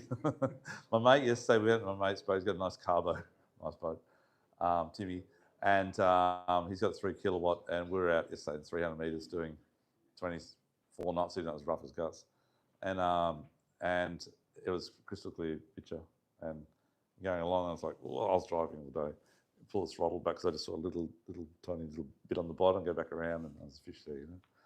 I just mark it for next time. Yeah. So 3 kilowatts is the ultimate, but they're about the size of bigger than a Bessa block. 19 kilograms. 19 kilograms. There you go. They slow your boat down about 2 knots. But yeah, they're big. But 1 kilowatts for most of you guys is amples. Yeah. Okay. So look for that on flamies. Okay. Really important. So what's the other thing to look for flamies? They're not going to be. We have found them in trenches, but they're more on little rise. Little rise. All you need, 1 metre rise, 2 metre rise off the bottom, which is a little bit different to normal. But you need to be zoomed in to be able to see that. But you'll see the fish before you actually see the rise, unless you're watching your depth reader. I'm always watching my depth thing, so it might be like 260, 260, 260, 257. I go, oh, hang on, there's a little bump back there. I'll go back around and have a look. So I go back around and have a look. Go exactly over my track, so I zoom my track in, really zoomed in as much as I can. And so I'm going exactly over the same line that I went over. So a lot of people will have their plotter at like when they're driving out to the spot, you want to see the spot out there and you're on the right track, right? There'll be maybe 2Ks on their little thing or 1K. So when you do a loop around and go back over what you think you did, you're like 300 meters off it, right? You're nowhere near it. So zoom in to like about 100 meters. So that little line's 100 meters, and then you can see exactly going right at the top of what you just went over, and there it is. It comes up on the screen, you know. So that's really important to remember too. Any questions on that at all so far? Okay, so what do you catch besides flame snapper? We catch all the normal. We don't catch trade jew, but we get snapper, a lot of snapper on the sort up to about 280 meters. A lot of kingies. The kingfish out there is so nice. It's colder water down, obviously, than in closer. So the kingfish are very fatty. So if you're into sashimi, they're the cream of the crop. And the kingfish out there average about 7 to 8 kilo, maybe 10 kilo. You don't get much under 7 or 8 kilo. And you get bar cod. You get, I haven't caught any bass groper under like 300 meters ever, I don't think, in my life. So they're always out deeper, but you get bar cod. You get things like pigfish. You get like a pink sea perch, they're called. They're really nice eating as well. You get the odd gemfish, the odd one. And I mainly catch those. I haven't caught many of those under 300 meters, but I have caught the odd one. Nannies, you get nannies as well. And the big ones, they're like 45 centimetre ones. and this deep, and that chunky, really nice. And down off Tweed, who's the gentleman from Tweed Heads? You are, maybe? Yeah, so down off Tweed in that 220 metre mark, which is off sort of about off probably Cabarita. There's a big trench down there, and we don't get flamies there, believe it or not, but we get everything else. And a lot of different varieties of sea perch, different yellow ones and pink ones, and they're real nice to eat. Yeah. So that's about the. Oh, I caught a blue marlin out there in that depth as well on the bottom, but that's about the only bycatch you'll get. Okay. Much sharks, Yeah, only green eyes. No, we have had a couple of whaler problems here. We have, but not as much as you would say. Like yesterday, the 50,000 from a jigging for kings, they're just relentless. We lost 15 fish, I think, to sharks. Yeah, especially anything big. But out there, no, it's not too bad. Not too bad. Sometimes you'll get, if there's sharks around, you'll get big dollies. If you get big dolphin fish come up to your boat and swim around the back of your boat, you'll never land one because they'll take your bait, but the trouble is the shark will take them. So the sharks chase them, that's why they come around your boat for protection. So we've had them come up, in that depth we've had them come up up off the pin, we've had them come off of Tweed as well. They just come around your boat, and they're all huge. They're like 20 kilo ones. Oh, a metre 40, metre 50 dolphin fish. It's deep, they're big ones, Maybe like 20 or 30 of them. Swim around the boat, chuck a pilch at them, he's throwing it on, and next thing you see the big shark come in and just nail them every time. Yeah. That's probably what I'm going to tell you in that depth. Just be careful though. A couple of times you need to understand when you got a southerly wind against the current, and the current comes in sort of, it was hard yesterday, but it doesn't normally come in about November, December. And when it comes in at like 3 or 4 knots, and you got say 15 or 20 knots southerly, and you got at least 2 or 3 metres of swell, you shouldn't be at probably that condition anyhow, but you get pressure waves and they topple on the top, so be careful of that, Chris. So you got a good bilge pump, mate? You'd be right. Yeah, that's right. Yeah, and your EPIRB. So yeah, that's something too. Just know where your EPIRB is as well, guys. Yeah, always have it with you on ear. But in that situation, it's always you're back into it, so you're reversing up into that crappy stuff, and sometimes you get a bit of white water might come in the back, and so I'm getting it. And when you're going sideways across it from east to west, it's going to be sometimes they'll lip on the top, and it's got to be careful you don't slide down the front, which I've done a couple of times. If you've got a boat that doesn't broach, you'll be fine on that situation. And if you've got a west sea wind comes in and you're caught in a west sea, which is time of year can happen, if you see any dust on the horizon looking west, get your backside out of there as quick as you can. Just head west. Don't head back to your port. Just get close to the coastline as you can in that short period of time you got. Because when it hits you, it's very, very dangerous out there. Because it's swell against the wind and it just stands right up. Okay, I just want to tell you about venting. I'm going to go into deep water in a sec, but with any fish, you get cod and you got your bag limit, you want to release the cod, you can vent it, like stab it in sort of, there's a Ichthyogenous spike. There's Ichthyogenous spike, but firstly for spiking the fish, so you got flames and stuff like that, in the back of the head, just look on that little app and remember where to punch them, where to hit them in, and the quality is much, much better. Put them on a slurry of ice as well. Salt water in the ice. Normally about 3 bags of ice to 1 bucket of salt water is the ratio that I use. You don't need too much water, but just enough to sort of cool it down, and it sort of slushes between the fish, if that makes sense. But if you stab the fish in the back of the head, the quality is much, much better again. But remember, they're coming from water that's probably about 12 degrees down there to a 20-degree environment, and they'll spoil pretty quick. So keep them cold if you can. But if you want to release the fish and vent it, you can use this for venting as well. We do have vent tools downstairs that are slightly thinner. So big cod, this will be right, but for smaller fish, it probably won't be. It'll probably maim them. But I'll show you the venting tools downstairs, and if you want to grab one, just grab one. I'll just use one, okay? You can release the cod. If you want to release the cod, you just put them in the belly. And again, you can see that online. It shows you where to put it exactly for each species of fish. If you want to let them go. But generally speaking, if you're bringing your fish up at speed with your, which I say you shouldn't do anyhow, but if you do, their eyes will pop out of their head at about 300 metres plus. Under 300 metres, they're not too bad. Over 300 metres, it can be a bit of a drama, especially 400 or 500 metres. the pressure is just immense down there, and the eyes will pop out. They're dead anyhow, so don't worry about using the tool. They go straight in the esky. So get back to the next step. So the next step, we're now fishing in a little bit deeper. So we're fishing in 0 to 500 metres. Now, out here, if you're in 300 metres, you want to get fish for blue eye or bass groper in, say, 450 or 500 metres, you're only going from 280 metres out to there about another probably 4K or 5K max. If you're down at Tweed, mate, where you are, when you're fishing in about 300 metres for for barcod, to go out to blue eye, you're going about another 800 metres. It's so close down there, just like goes like that. So it's not that much further to go try a different species, which is really, really good. Where here, if you're on 36, you want to go to the 50s, it's 20 Ks. But there, it's only 5 minutes or 10 minutes maybe. So you have a good option of going out that bit deeper and having a crack at it and getting a big one. So now we're fishing 500 metres deep, or say 500. I'll actually make that. I'll make it 500 metres, right? So I actually like that sort of 450, 480 metre mark. So the bottom will be a little bit different to that. So it'll be coming down like this quite quick. And then you may get a little bit of a bump like that, or you might get a little bit of a drop like that and go like that. It's coming down quite quick, okay?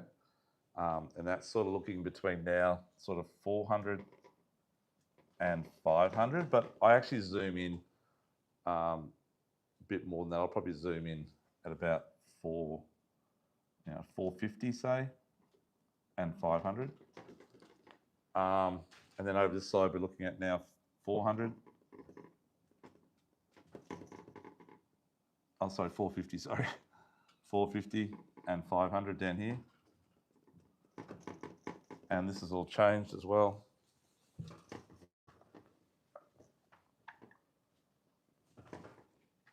So the bottom now has just come down like this. And then we've got this pinnacle like this, dropping down like that, and like that. And there will be quite a fair bit of stuff on the bottom. It's not scatter layer. I don't know what it is actually. I can't work out what it is, but it could be fish, I guess. This is blue one here. But it'll look, that's red, that'll do. It'll look like that on the bottom. That'll come down, there'll be fish down the side here. Now, in deep water, once you get around that sort of 400 or 500 metre line, sounders do play a few tricks. I think they sort of bounce off and sort of get a second echo. I don't know how it works, but some pros say that you get like a mirror image, if that makes sense, like it's reflecting back before it goes up the top, somehow, like some way. And a lot of the time, what looks like a lot of growth on the bottom is actually not as much growth as you think. And you get scatter layer as well. So a scatter layer might be on here. It might be like just above it all the time, if that makes sense. And it's not your sinker, mate. The scatter layer comes up a bit there, comes down, comes up a bit. But it follows the bottom. And that's like, it can be krill, it can be squid, it could be anything. But it's some form of life down there, and it's quite dense, okay? And then the fish will be below it. So look at that fish down here, down the side here, a bit of fish up here, a little bit of fish over here, which is those there. Does that make sense?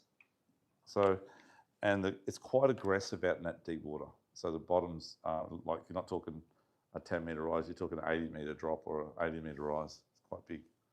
So sinker losing territory. Big sinker losing territory, expensive sinker losing territory. But that's the sort of stuff you're looking for. And if you jump on Navionics and have a look, you'll see all of what I'm talking about. And you're fishing a lot of ravines that sort of go from 320, 300, and it drops really quick down to 450 and keeps going down the abyss. And they'll be like little canyons, that like old riverbeds or whatever. I don't know how it used to be back in the day, but They look like riverbeds, just like looking at the Grand Canyon sort of thing. And they all the fish are living in the top of those ravines sort of thing. Does that make sense? So if we were to imagine this here to be that what I'm sort of talking about, so looking at well, I guess Navionics, the map, it'll be sort of like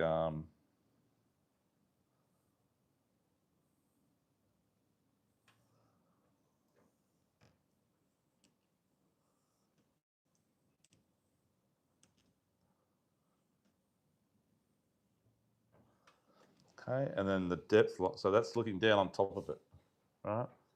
And this is maybe a depth line, so sort of be like this.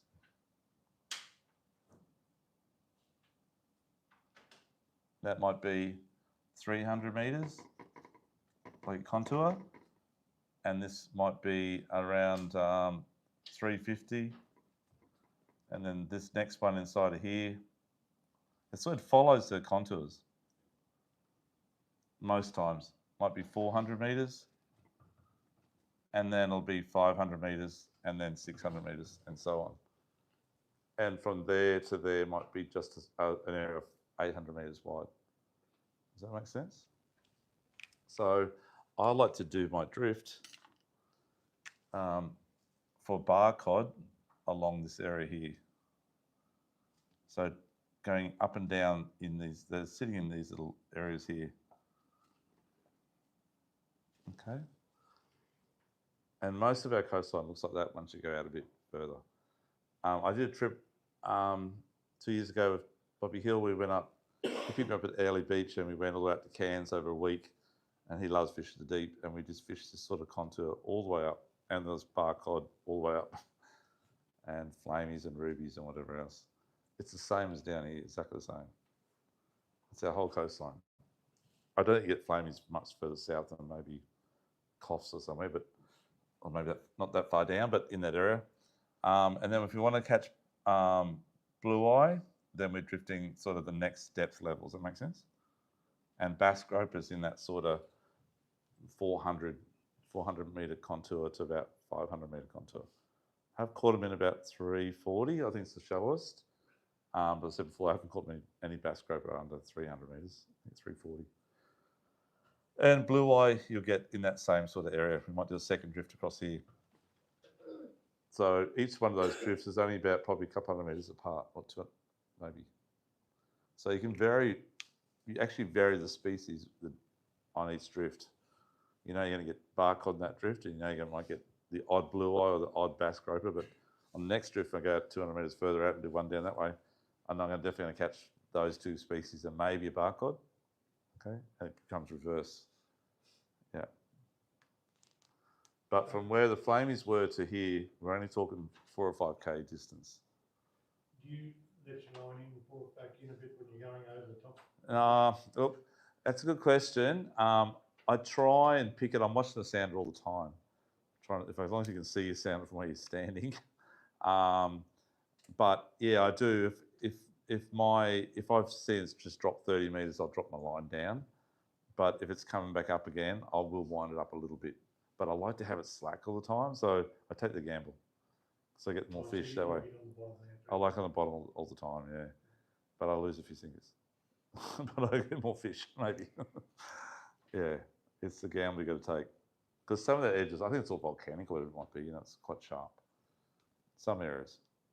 How much extra line in 400 metres have you got 600 out? Or Yeah, no, good question too. So sometimes, that's a really good question, because sometimes you get like middle currents.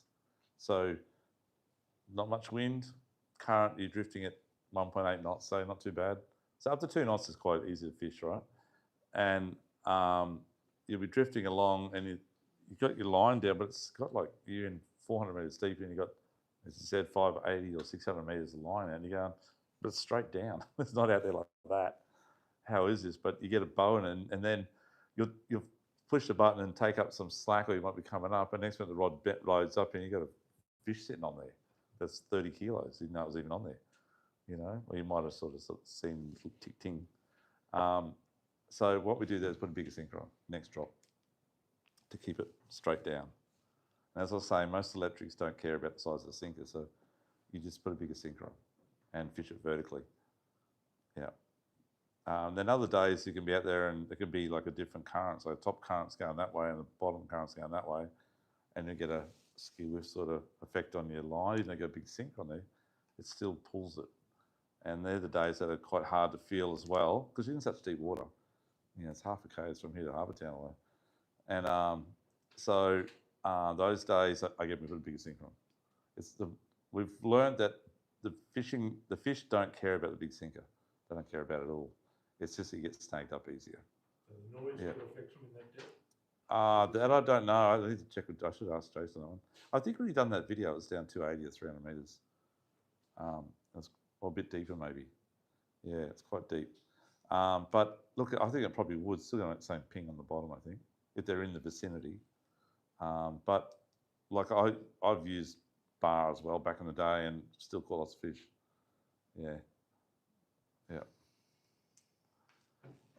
So does that all make sense? Yeah? All good? Yeah. Okay. So when we're out in this area here, just remember barcod, bass groper, odd bass groper and blue eye, and out in the deep water it's going to be blue eye and bass groper. I think I've caught many barcod over about 400 metres or 450 maybe. Okay. Yeah. When you hook up a big fish, doesn't matter, don't wait and get the second one on, just lift it up because they're big. Don't want to waste it, don't want to lose it. Do you get many shark problems out there? I don't think I've ever had a shark take a fish over about 300 metres or 350 maybe. So not really. Big tiger might, if there's one under the boat, might take it. We get a broadbill marlin on. So the guys asked me this question, how do I catch a broadbill marlin? We've hooked probably 2, I think, in our time out there deep dropping in all those years. Not specifically fishing for them. I do a bit more now. I run sometimes a big squid off my top of my snap on my bigger reel, and it's on 300-pound main line, and hoping to get some sort of maybe one on there. I haven't hooked one yet, but my mate did hook one on his rod, and the leader was all chafed up the line, so we're guessing it was a broadbill. And it was freaking huge. It was a big one, so I don't know. I'm guessing 150, 200 kilo plus, but we never got to see it. And he actually had blue eye on about 15 and 20 kilo at the same time. Got that up though. Just broke his lead off and shaped his line. But yeah, so that's the deep water scenario. Okay. The only difference is bigger leader, bigger rig, bigger everything. When I'm deep fishing, when I'm fishing out this area here, my wind on leader is at least 150, if not 200 pounds. It's a bit heavier. Okay, and you need to have at least 80-pound braid. If not 100 would be better. 80 is okay. I don't get broken off much on 80. And there's probably a lot I need to tell you on that part of it.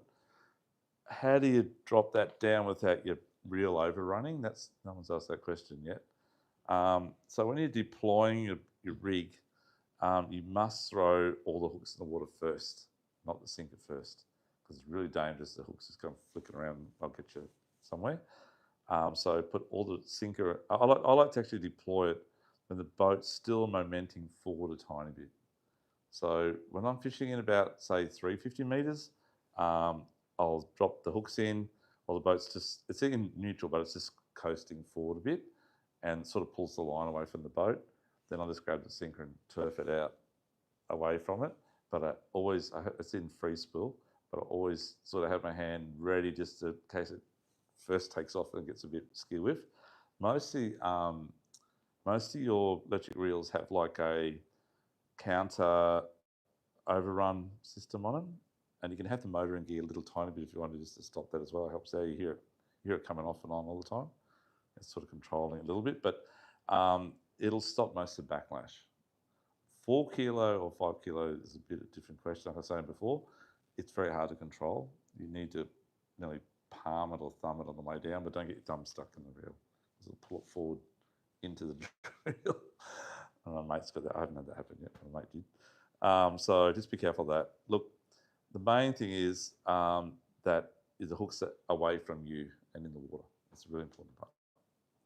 Okay. And as it's going down at about 250 to 300 metres, say in 400 metres, so at 250 to 300 metres, it's quite quick going down. At that point, your lines are probably going to be about that angle behind the boat. I'll then reverse back a bit really slowly. And at the time it's sort of 380, 400, I'll just let it go just sort of next to the boat. I'll just pass it a bit and then I'll pull it back into neutral.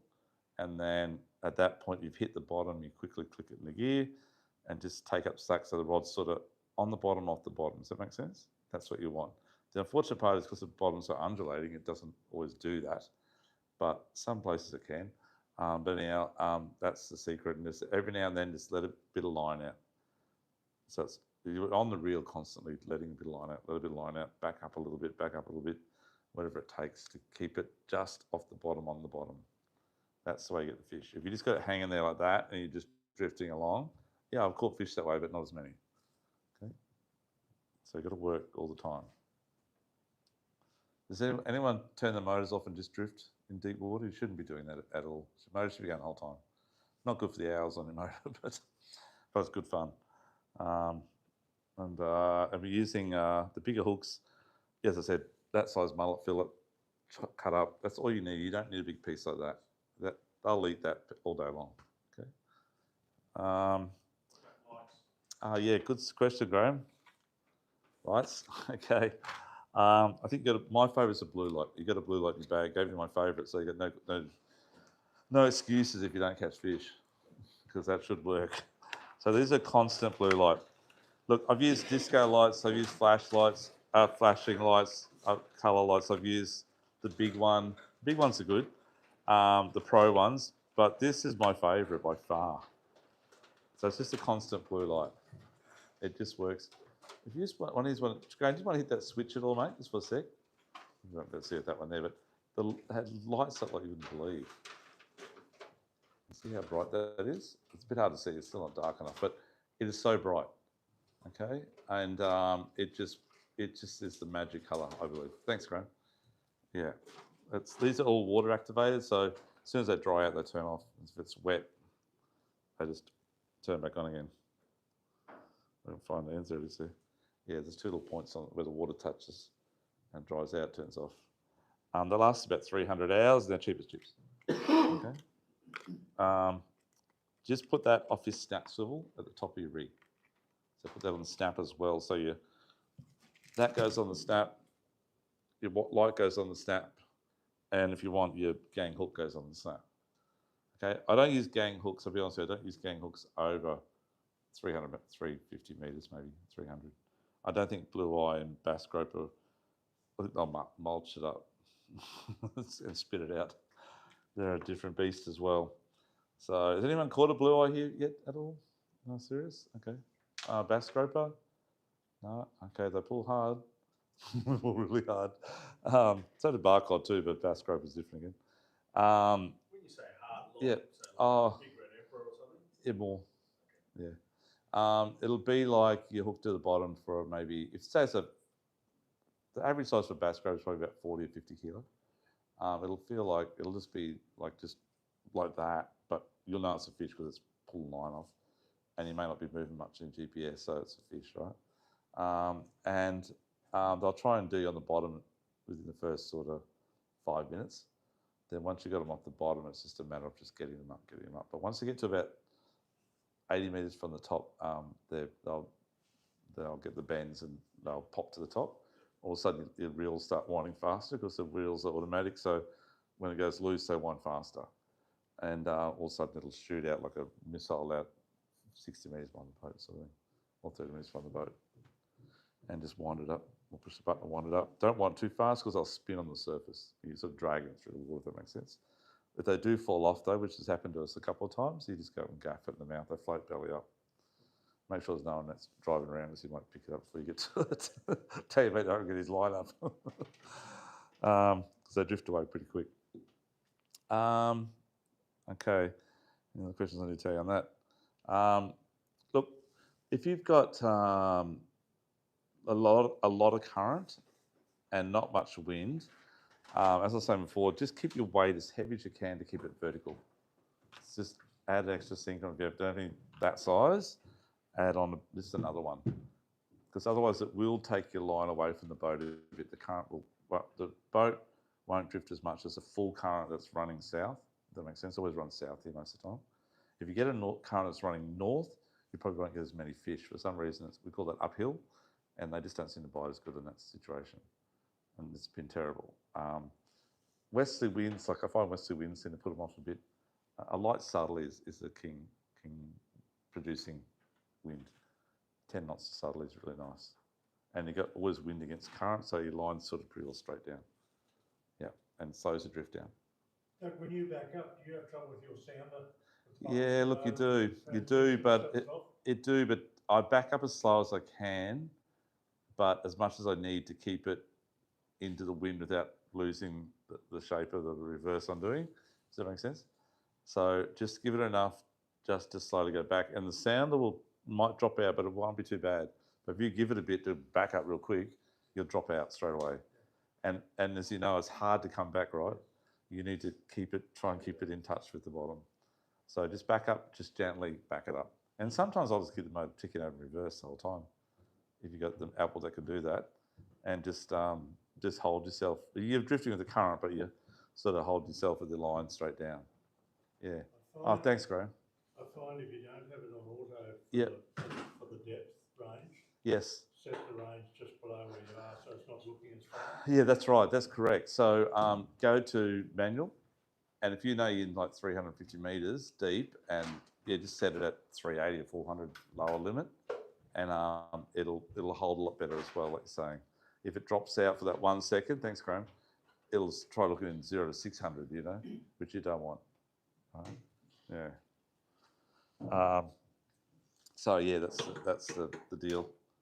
Okay, that's true. We've got some more combos coming up. We're nearly done. Yeah, I was bringing that out there. Thanks, Dane, too. Is there any other questions at all, folks?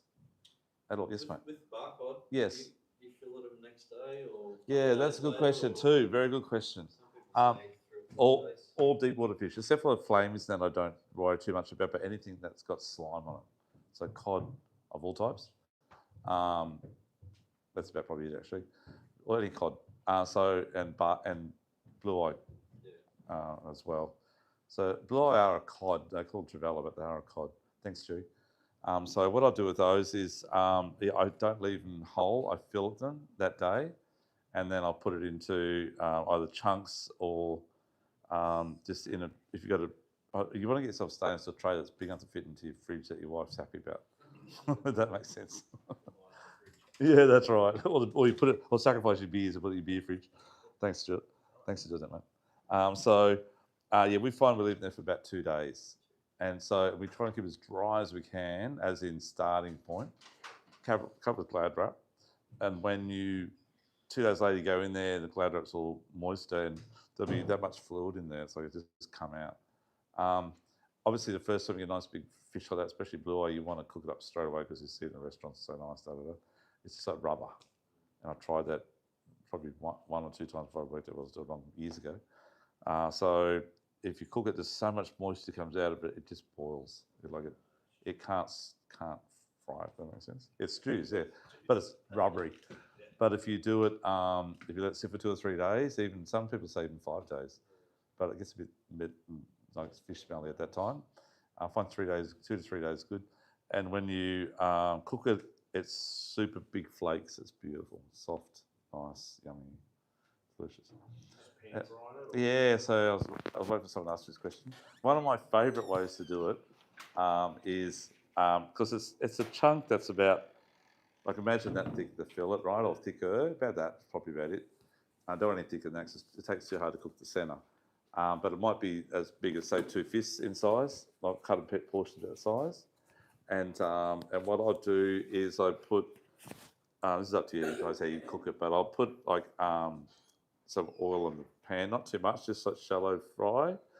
And I'll coat it in, I like to use like rice flour or potato starch flour, or that's probably the 2 best ones actually.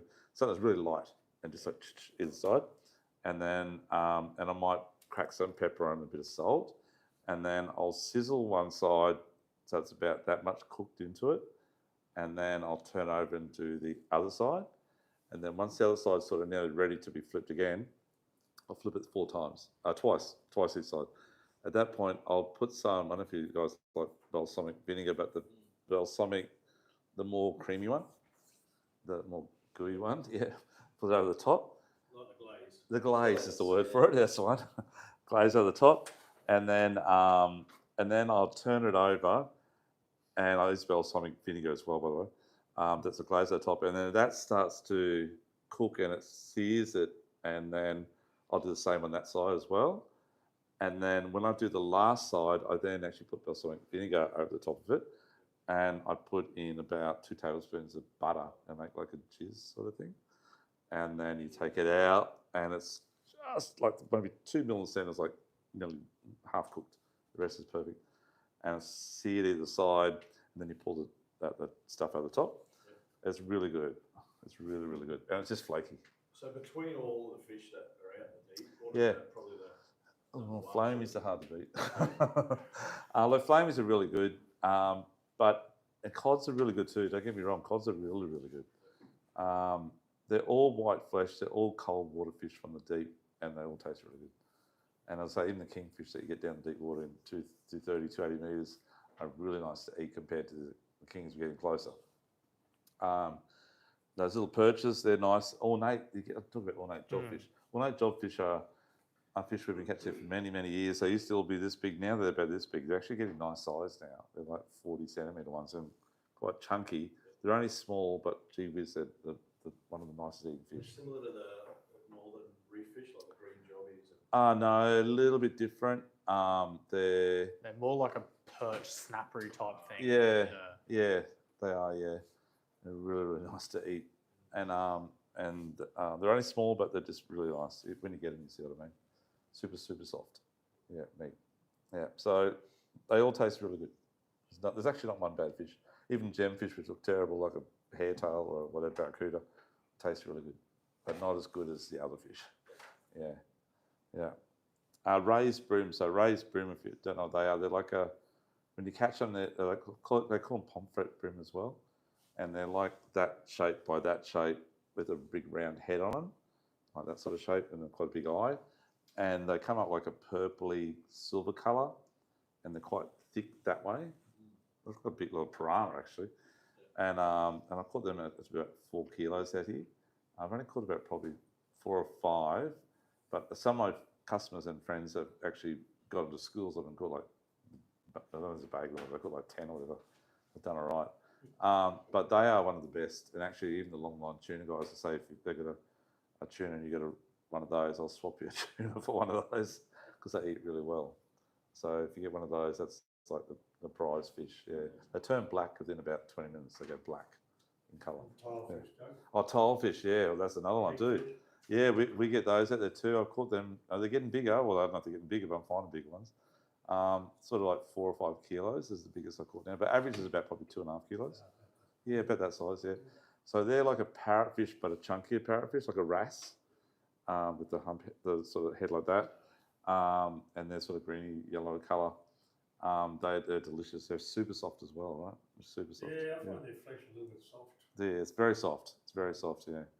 So, but flamies and blue eye and cod's probably right up there. And then pearlies after that, believe it or not. Yeah, that's it. The pearlies are good, but these are better. Yeah. Okay, so only tools of the trade, you need a big knife. Make sure you got a big knife because they're those big cod, like they're steep, you know. And they're a monumental thing to fillet.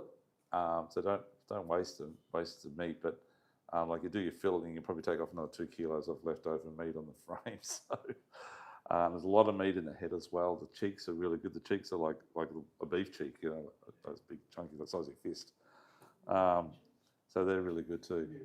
Cheeks are really good. So you actually cut it from the eye around top of the mouth and like a big scallop, turn it over and then skin it while you leave the skin attached. Yeah, really good. Yeah, really good. That's probably the entire fish, I think. Yeah. So any other questions at all, folks? You're ready to roll. Cool. That would have been handy the other day. Oh. All we've got was heads. Oh, is that right? Sharks got you? Where was that at? Out the better one. Yeah, we were out there yesterday, and just so you know, there's so many kingfish at the 100 metre because they can't really do anything else at the moment. Snapper them. We're catching the snapper, throwing away 60, 70 centimetres yesterday, left, right, and centre. Taking our jigs, fast jigging. There's so many snapper there. But there's so many kingfish at the moment out in the 50 fathom reef. It's just ridiculous. We just jigged. We actually spent 5 or 6 hours deep dropping in the day. We bagged out in the first hour and a half of jigging in the morning. And there's 4 of us in the boat. We only had 8 kingies. And then we went and did that. And then we come back in again. And on the way back home, we sort of said we've done a drop, even though we had our limit. But we've got 3 amberjack up there, which isn't too bad. But we're throwing, just turfing them back and getting triple hookups on the jigs. And they were anything from about 3 kilo to about 8 kilos on average. Yeah. Good fun. Anyhow, I just wanted to quickly run through the GPS marks really quick just to show where we are. So the first slot under 150 metres deep. Everyone got their page out. So this is more, so I'll give you somebody, point lookouts on about 27, 28. Okay, so that mark there's off point lookout, 27, 28. And then you go all the way down to 2809, which is about, for Tweed, it's about off sort of Tweed Heads, mate. Okay, so they're all the marks I get a lot of pearl, is that?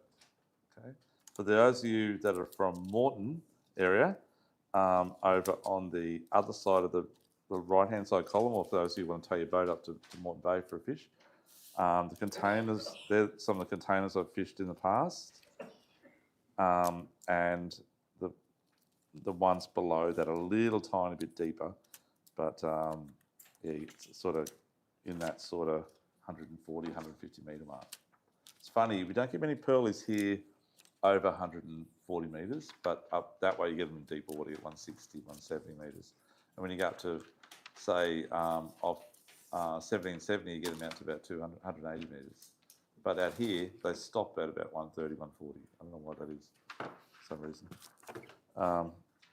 Then the next slide on the left-hand side, under 350 metres, so these are the flamey marks. So the hot flamey marks are in that 2728 down to 2738. That's that 2728, 2731. That's the area that's, like I've got, I don't know, maybe 20 flamey spots now out here in that area. They're everywhere. You just got to find where they are on the day when they're feeding and try and find them stacked like I showed you earlier. Okay. The 27, 42, 45, that's down off, that's, we call that the bulldozer track. It looks like a big bulldozer gone along the bottom and ripped up the bottom. That's sort of off jumping pin. 42 to 47 is about jumping area. 2802 straight out of Q1. That's another area that with a 55. So that's sort of in about 300 metres, 320 metres. That's an area where you're going to get, don't get many flamies there. You don't get many flamies out the front here, guys. I'm sorry about that, but I haven't found them yet. Tweed and there, but nothing between jumping pin and Tweed Airs. So if you know any spots, let me know. I'll swap because it's closer. 2810, so for the gentleman from Tweed Heads, that's off Tweed. 2815 makes that 200 metre line I was telling you about. So for you guys, if you got, how many guys got boats on trailers? So if you go from the seaway down to this area here, which is those bottom sort of 4 or 5 marks from 2815 down to 2822. 2829 is about off Brunswick, so fair way down. But 2822, that area there, it's like a big trench in about, like they've got boulders there too. That reckons from Mount Warning, I don't know where it's from. But it comes up about 20 metres, undulating, very undulating, and it's about 4 k's long or 5 k's long. Is that just north of the canyons, Doug? It's south of that point comes where the Tweed Canyons comes in like that. Yeah. It's a fair bit south. You're about off sort of probably Hastings Point down to Windara Banks. It's quite long, and there's heaps of snapper there, heaps of perch, heaps of kingies, you get a few barcod. It's a bit of everything, and it's easy to fish. It's only in 200 to 240 metres, so it's a bit shallower. But I was going to get that before. From the seaway down to there is about 60k run. Yeah, and from Tweed Bar it's about 35 k's. Because you're south a bit. So I've had 60 k's coming home after you've been in the car for the day. Yeah. It's not hard to get down there close to Byron. Oh yeah, that's right. Yeah, that's right. Yeah. Have you gone that far south? Oh, you go down Yeah, there? have from the Seaway. Eh? From the Seaway. No, from Tweed. Oh, from Tweed. Yeah, yeah. Tweed south. If you go 60k, you're pretty well Brunswick to Byron area. Yeah, that's right. Yeah. So as I was saying, if you can tow your boat down to Tweed, we have the Tweed Bar, but definitely it's not that far. Yeah, it's quite close. And if you went straight out to where the canyons are, it's only 35 k's. It's close. Yeah. Or not even 35 k's, I don't think. It's funny. I go down there, like that spot I'm just telling you about now, mate, with that 220 metre mark, and I get down there, and there'll be guys down there in 14-foot Clarks and stuff, deep dropping with 3 electric reels on the back. And like, no offence, Chris, but it's the only place I've seen smaller boats fishing the deep, you know, because it's so close to it. They come out of Brunswick, it's probably only about 25k run up. Yeah. What are you steaming out there at? Oh, so look, if we go this time of year, I'm always on whale alert because I worry about whales, and some of our customers the last few years have come guts and hit whales and flipped over, whatever, in the dark. So look, if we go out the dark, our eyes are like a matchsticks, you know, we're looking for whales, and we watching lights in the distance, a trawler, if it disappears, whatever. But to be honest with you, if we went out in daylight or semi-daylight, we're sitting on about, if the weather allows us, it's about 40 k's an hour, say 22 knots, 23 knots. And it's sort of economical. Most of the time your motor's sitting on about 3,900, 4,200 revs, and it's fairly economical. And it's comfortable. I've been out with some guys, got like triple motors on the back and do like 50 knots, 40 knots. We've done it in like 50 minutes, 60, 70k out, like crazy speed.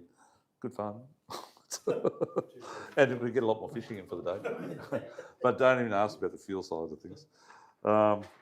So that's all those marks there. Then under 600 metres, again, you're off up towards Point Lookout. That's Point Lookout Canyons. This is now Blue Eye, Bass, Groper country and Barcod. You're outside of Flamey country. And that's off Lookout. Then you've got all those rocks I was telling you about. They're all on here. It's 27, 44, 45, 49, 51, 49, 50. That's like the top and bottom of the rocks. So you drift from top to bottom, okay? You plot them all in, you'll see what I'm talking about. Then as I said, there's not much between just south of Jumping Pin to Tweed. So the next one's 2814, so there's a big gap there, a big void there, because there's nothing there. Unless you go out deep. 2814, again, you're just south of Tweed, and that goes right down to 36, which I think is down near Byron Way, mate. A couple of spots down that way.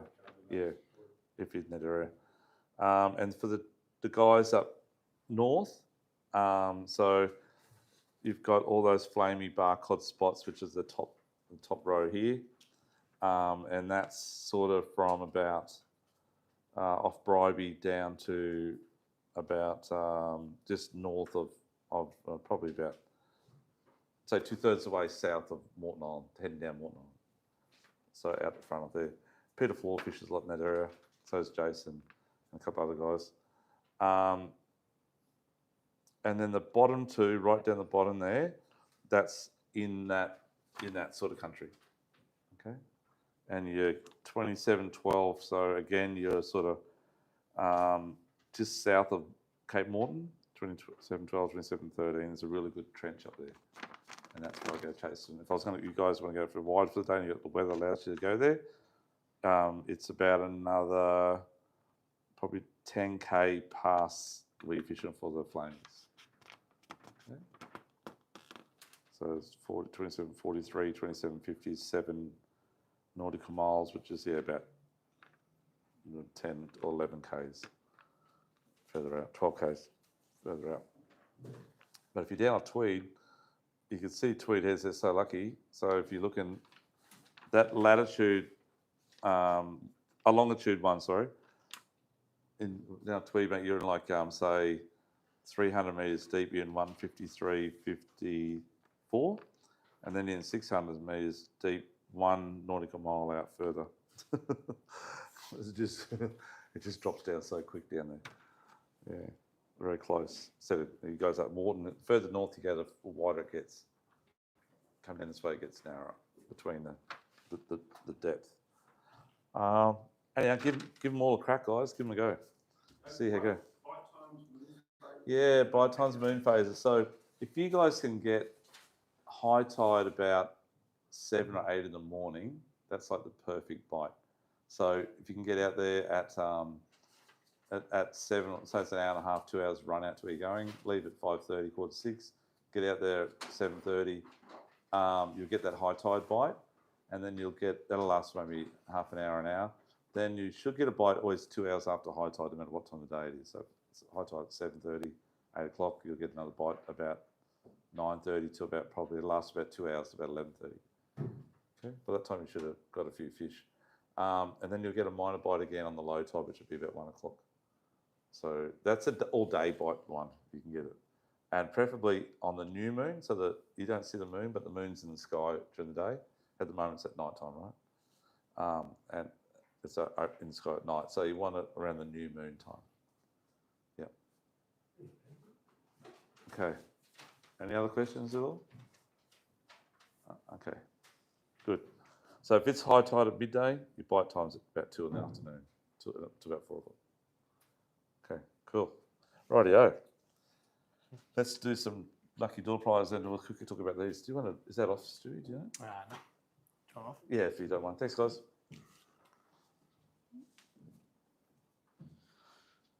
So I don't know what sort of electrics you guys are using.